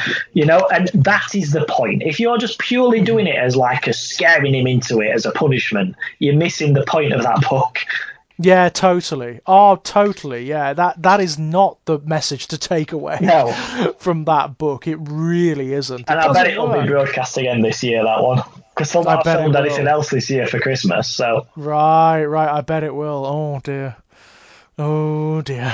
just avoid it in the TV schedule. It's not. It is not the best adaptation. No, and it could have been Let's because put the it that cast is way. great, like you said, and Yeah. it Yeah. looks beautiful, and it could have been wonderful, but it's not. No, it's just not. It's just not. In fact, it hacked me off a couple of times, I can tell you. Yeah. I also did not like that introduction of the thing of Scrooge being abused at his boarding school. Yeah, what was that about? There was no need. What That was that? reminded me of, we spoke about this before, in the second It film, where there's Yeah, that yeah. homophobic murder, and it's not earned because the Yeah, rest of the film is so goofy right, that you've got this dreadfully serious event that right. doesn't fit. Well, the Scrooge molestation thing felt like that. It wasn't. Yeah, It wasn't earned. It wasn't right. necessary. It just come out of nowhere, and it's like Also, no. it's a layer too much, isn't it? Yes, it Like the is. whole point of him seeing himself at boarding school is that he's lonely. Yeah, That his family have left him there so many seasons for whatever reason. yeah, And that's the point. He was a lonely little boy, and that yes, helped to callous and harden his heart a little bit. yeah. And it also helps to draw the human connection with his sister, Yes, obviously. very much so. Yeah, yeah. If you add in molestation for that, you are throwing a whole big spanner in the works there. Oh, it just didn't work. It just did not work. And why do these people feel why do they feel the need to take a story like A Christmas Carol and just add in these ridiculous layers? If you're going to do A Christmas Carol, do A Christmas Carol. Yeah, it's pretty much a flawless story as it is. You Just don't need to be leave it. just leave it alone. Right. Yeah, Leave it alone, please, or do something different. yeah, You know? yeah. But yeah, it's a weird one that. I mean, I always go back to the Disney version, the one with Scrooge McDuck and Donald Yes, Duck and yes, whatnot, yeah. because I think that may have been the first one I ever Probably watched, same here actually. Yeah. which I really love still. I've got to say, I've got a soft spot for that one. But that's a very good example of the Christmas Carol itself, a world where the supernatural doesn't usually happen, but then it does. Right. But that's within the world itself, because obviously Yeah. Scrooge isn't a character that appears in lots of other books and then suddenly is, No. But it feels like it could be. Like you wouldn't be surprised to learn that Scrooge's officers are present in Oliver Twist or Not Great at all. Expectations. No, Or it's not at within all. that world, isn't it? And then I'm surprised there hasn't been like an HBO series that does that. there is, isn't there? There was a Dickensian one. Is there one that marries them all together? Sort So of, you've but got it wasn't very good. But oh, yeah, that's such a shame. So you could have like Bleak House, and you could have David Copperfield, and you could have Oliver Twist, and all of that all together. Scrooge. Yeah, I could see how you could do that very easily. it's believable that Bill Sykes would have bought some cheap property off Scrooge for his warehouses and such. That you could see Absolutely. that. Absolutely, yeah. Totally, and that Scrooge would have driven a lot of the children under Fagin's purview into poverty, Yeah, That's absolutely, yeah. yeah. So the ghosts, just going back to what I said, the ghosts appearing in things like cartoons like Turtles and Transformers, I think is probably the most common occurrence of the supernatural appearing in something you wouldn't expect it. Like you'd be a lot more shocked to have a werewolf turn up in Transformers, wouldn't you? Yes, although I'm trying to think now if it's ever been done. It probably has, It wouldn't surprise me if there's been a version. I mean, there are so many Transformers media Yes, toys that's true. and cartoons now. I wouldn't be surprised if something like it has been done somewhere. There are definitely vampires in Transformers of a certain kind. Well, I think if anyone listening to this one has any examples of it stuff, they can put it in the comments, really, because it'd be quite interesting to learn of any more. Because we've only mentioned a few, but like you said, there's loads of things where this crops up. when you mentioned it, what cropped up in my mind was that scene in the 1971 Willy Wonka and the Chocolate Oh, the Factory. tunnel. The tunnel that Yeah. everybody remembers. Everybody What is remembers. It that? comes. Yeah, it's just. It's like it's not part of the same film. Oh, It there's another comes one out like of. that. Yeah, you're right, because that film with Sean Connery where he plays an Irishman inexplicably, Oh with the yes, little people in it, the Darby O'Gill and the little people, or the little right. folk, or whatever it's called. And So weird. and then suddenly at the end, you've got this ghost, the banshee, Right, that's right, got nothing to do right. with anything, and then he just turns up and it's terrifying. And that's Yeah, just like the Willy Wonka scene where it is what it is, and then suddenly you've got this tunnel scene, and you think, what the fuck is right. this? What is going on? There's no like setup for No, these things. and There's it's no never referenced context again for them. afterwards. Right. That No, happens a lot. yeah, Surprising amounts in sort of family films, films that are aimed at children. Another one I always find, I mean, this is, the end of the Disney Pinocchio. yes, yeah, Monstro. Scary as hell. yeah, Monstro is terrifying. yeah, he is, yeah. I mean, to be fair, there are a couple of terrifying scenes in It's Pinocchio. quite a dark one, isn't it? Yeah. Yeah, the sequence with the boys turning into donkeys and whatnot is quite Yeah, frightening. the way it's animated is awful, isn't it? It's like a body It is horror sort of thing. pretty awful, yeah. In fact, a lot of those early Disney films have these moments. I mean, the classic one, of course, would be the witch's transformation in Snow White, Yes, of course, yeah, yeah. which is pretty horrific. That's pretty horrific. In fact, yeah, a lot of the Disney films have those moments which are slightly out of left field. Hellfire, the Hellfire scene in The Hunchback of Notre Dame. Yes, yeah, What that's the true. Yeah. hell? What is going on there? The Black Hole movie, where they go inside the black hole. The Disney live action black hole film where they go. Have you seen that one? I have seen the sequence, And, yeah. and then they go in and it's sort of like this hellscape sort of. Right. That's just again you suddenly think, am I watching a separate film now? Yeah. It's weird how often this crops up. Yeah, it Like is. little moments that are actually sincerely frightening. I don't think it's a thing anymore. I don't think Not it so happens much. anymore now in Not so films and much, stuff. no. I'm struggling to think, is there a sequence in like a Pixar film maybe where that happens? I suppose things like the toys in Sid's room in Toy Story, that's quite frightening. It is, but it's still very much within the context of It is you know. within, yeah, it's within universe, isn't it? It's within the Yeah. context of the universe. Yeah, stuff that happens out of where it's sort of out of universe. The thing is, a lot of the children's media now incorporates it as just a natural part of itself, and leans into the weirdness a lot of the time. Yes. Which is great, I mean, you get stuff like Gravity Falls, you get stuff like Adventure Time, for example, Sure, which is yeah. just total weirdness. I mean, just weirdness. There's nothing that could all happen over. in those that would surprise you, though, would it? In that No. same way. No. In fact, nothing would surprise you in Adventure Time because it is so consistently surprising. Yes. That's what I And mean. there's so Yeah, many. they could throw a werewolf in and you'd be like, yeah, that seems about right. There are so many elements all thrown together as well. I mean, this is a world where there are cutesy candy people and also Lovecraftian gods. Yes, yeah. Side by side, yeah. Right. Which also turns out to be post-apocalyptic. It turns out that this thing that they refer to as the Mushroom War, which you Mushroom assume cloud, means right. You assume in the early on because it's got all these candy people and all these animated like flower people and vegetable people. Oh, they're talking about a war where mushrooms fought. Like anthropomorphic mushrooms fought. No, it means a mushroom cloud. Wow. Okay, I didn't realize. I've never really watched it, so I didn't know that. So that is actually in a world after a nuclear war. Yep. Yeah. It's a great show. The first like half a season is just funny. It's just these doofy episodes of like comedy fantasy. And then it starts to drop this lore on you.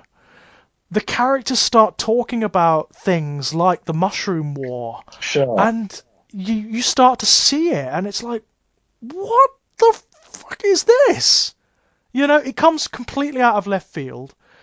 There's a character called the Ice King, who is like the doofy Oh, I think I've comic seen a villain. picture of him. Yeah. Yeah, he's the doofy comic villain. He's really funny. He doesn't do anything that threatening because he's not all there. He's kind of crazy.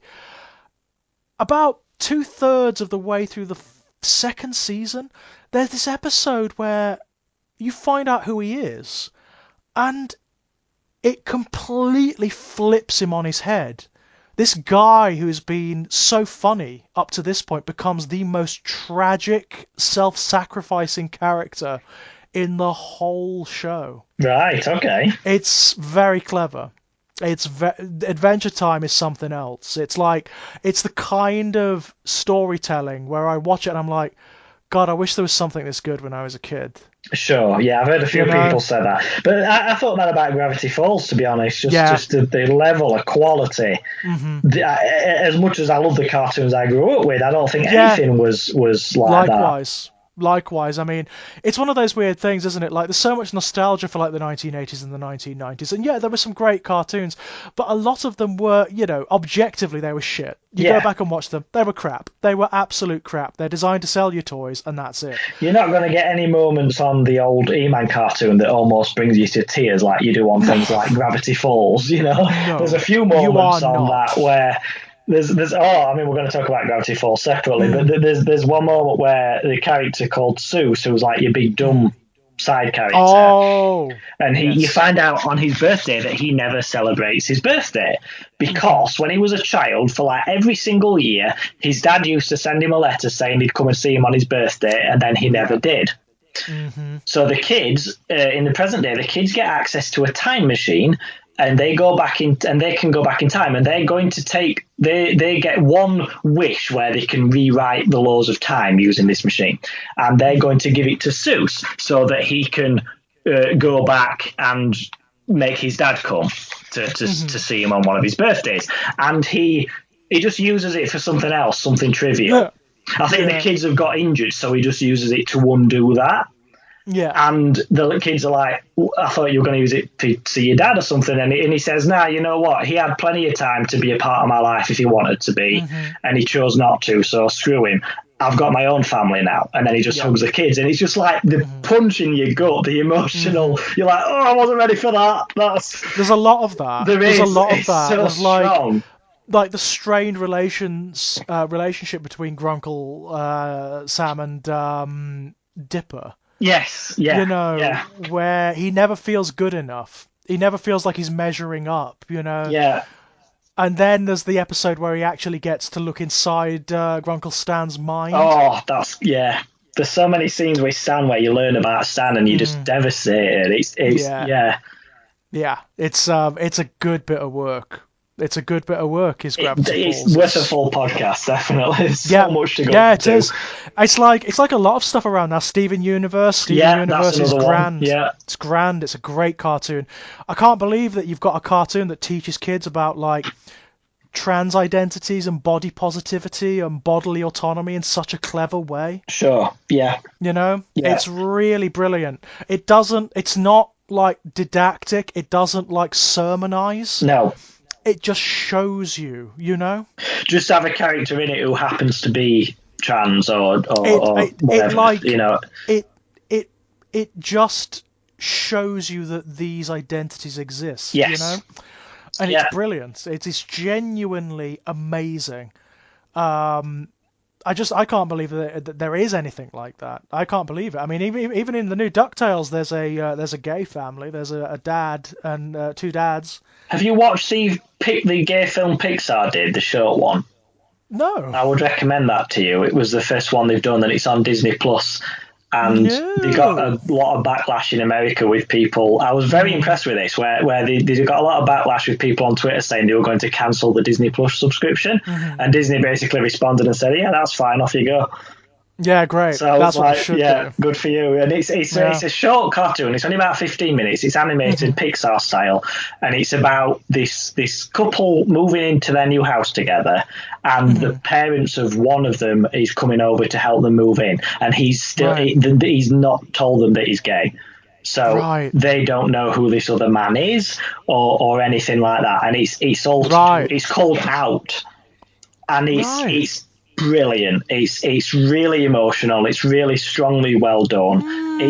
You should see if you can find it on. I don't know if you've got Disney Plus, but if you've got YouTube, I'm sure it'll be on there somewhere. It's really good. Just let me know what you think of it when you've watched it, because it's really strong. Yeah. It's just, and there's no subtlety to it either. It's not like where you have two characters who live together who happen to be men. No, it's out and out gay. There's no question. There's no question that these people are gay. It's brilliantly done. We're getting there. Yeah, slowly eventually. But surely, yeah. Slowly but surely, we're getting there. I mean, there's massive backlash, obviously. But I like the fact that that's the response from Disney when they got that backlash. They were just unapologetic, like, okay, then we don't need your custom, then fine. Right. Yeah. Well, I mean, the gay attachment to Disney is huge. Yeah. I mean, they have a gay day, don't they? The bread's buttered on. Yeah, well, they have a gay day, don't they, at Disney World, where it's just like a safe space for gay people to go, which is really nice. It's really sweet. Yeah, I like anything. I like when you can see I mean, Disney arguably for longer than others, but when like the big boys start playing on the right side of things, you know that the tide's turning now. Because those voices, those angry little fat guys in the MAGA caps, they're just getting into a quieter and quieter little whingy little voice, because there's fewer and fewer of them, because the big corporations, the big companies, the big filmmakers, the big sports things, all of that is turning against them. I hope so. Everything that they usually have their voice through is not listening to them anymore, and they're going to become a smaller and smaller minority. Until it's just that whinging prick in his mum's basement, and that's what we want. That's where they belong. I'm really sorry. That's where they were before the internet came along, and we kind of need to push them back there, to be honest. Right, we kind of do need to push them back into their holes. Yeah, absolutely, we do. Yeah, I think that's a good note to end it on, to be honest, Lex. Yeah, that's a nice sort of upbeat note to end it on. Brilliant. Well, Lex, thank you so much once again. Anything to pimp out? I've got a short story collection coming out in January called Whistling Past the Graveyard, which you're going to be doing a review for on Digital Horror. I am. I'll probably talk about it again on another podcast, but that's coming out at some point. If you want, we can actually do a podcast about it, if you like. Yes, that will be very nice. Thank you. I'd appreciate that. And then also possibly the week commencing 14th of December, myself and you and Laura Mauro and Lucy Meyer and Justin Park are going to be doing readings of a stave each from A Christmas Carol, which we spoke about before. So each person, I'm starting it, and then at the end of mine, I will say who's doing the next one, so you can jump onto them for the next day, and then they'll say the next one, and so on, so you can get the whole thing. Yep. Absolutely, and then we'll put like a playlist together so you can just watch the whole thing. It'll be fun. Yeah, whichever way we can. I'm no good with the technicalities of that. I can put the playlist together. Yeah, I can put the playlist together. That's no problemo. Excellent. That'll be fun. I'm doing Stave 3. I've just finished putting it together. Excellent. Yeah, I need to record mine tomorrow, and I have already done it, but I forgot to record. Well, I didn't forget. I thought I was recording, and I wasn't. So I've got to do it again. No! But that's fine. I will do it again. That's not a problem. I've done that a couple of times. I've done that myself a couple of times. Raging into the microphone. You may as well be raging at nothing. Yeah. The wall. It's brilliant. Anywho, thank you so much, Lex. Links below to all of that, by the way, guys. As for me, same as usual, you can find me knocking about here on Exaggerated Elegy. You can find all my published work, links to all my published work over at strangeplaygrounds.com. And you can come and chat to me over on Enigmatic Elegy on Twitter if you fancy it. Until next time, my loves, bye-bye! Bye!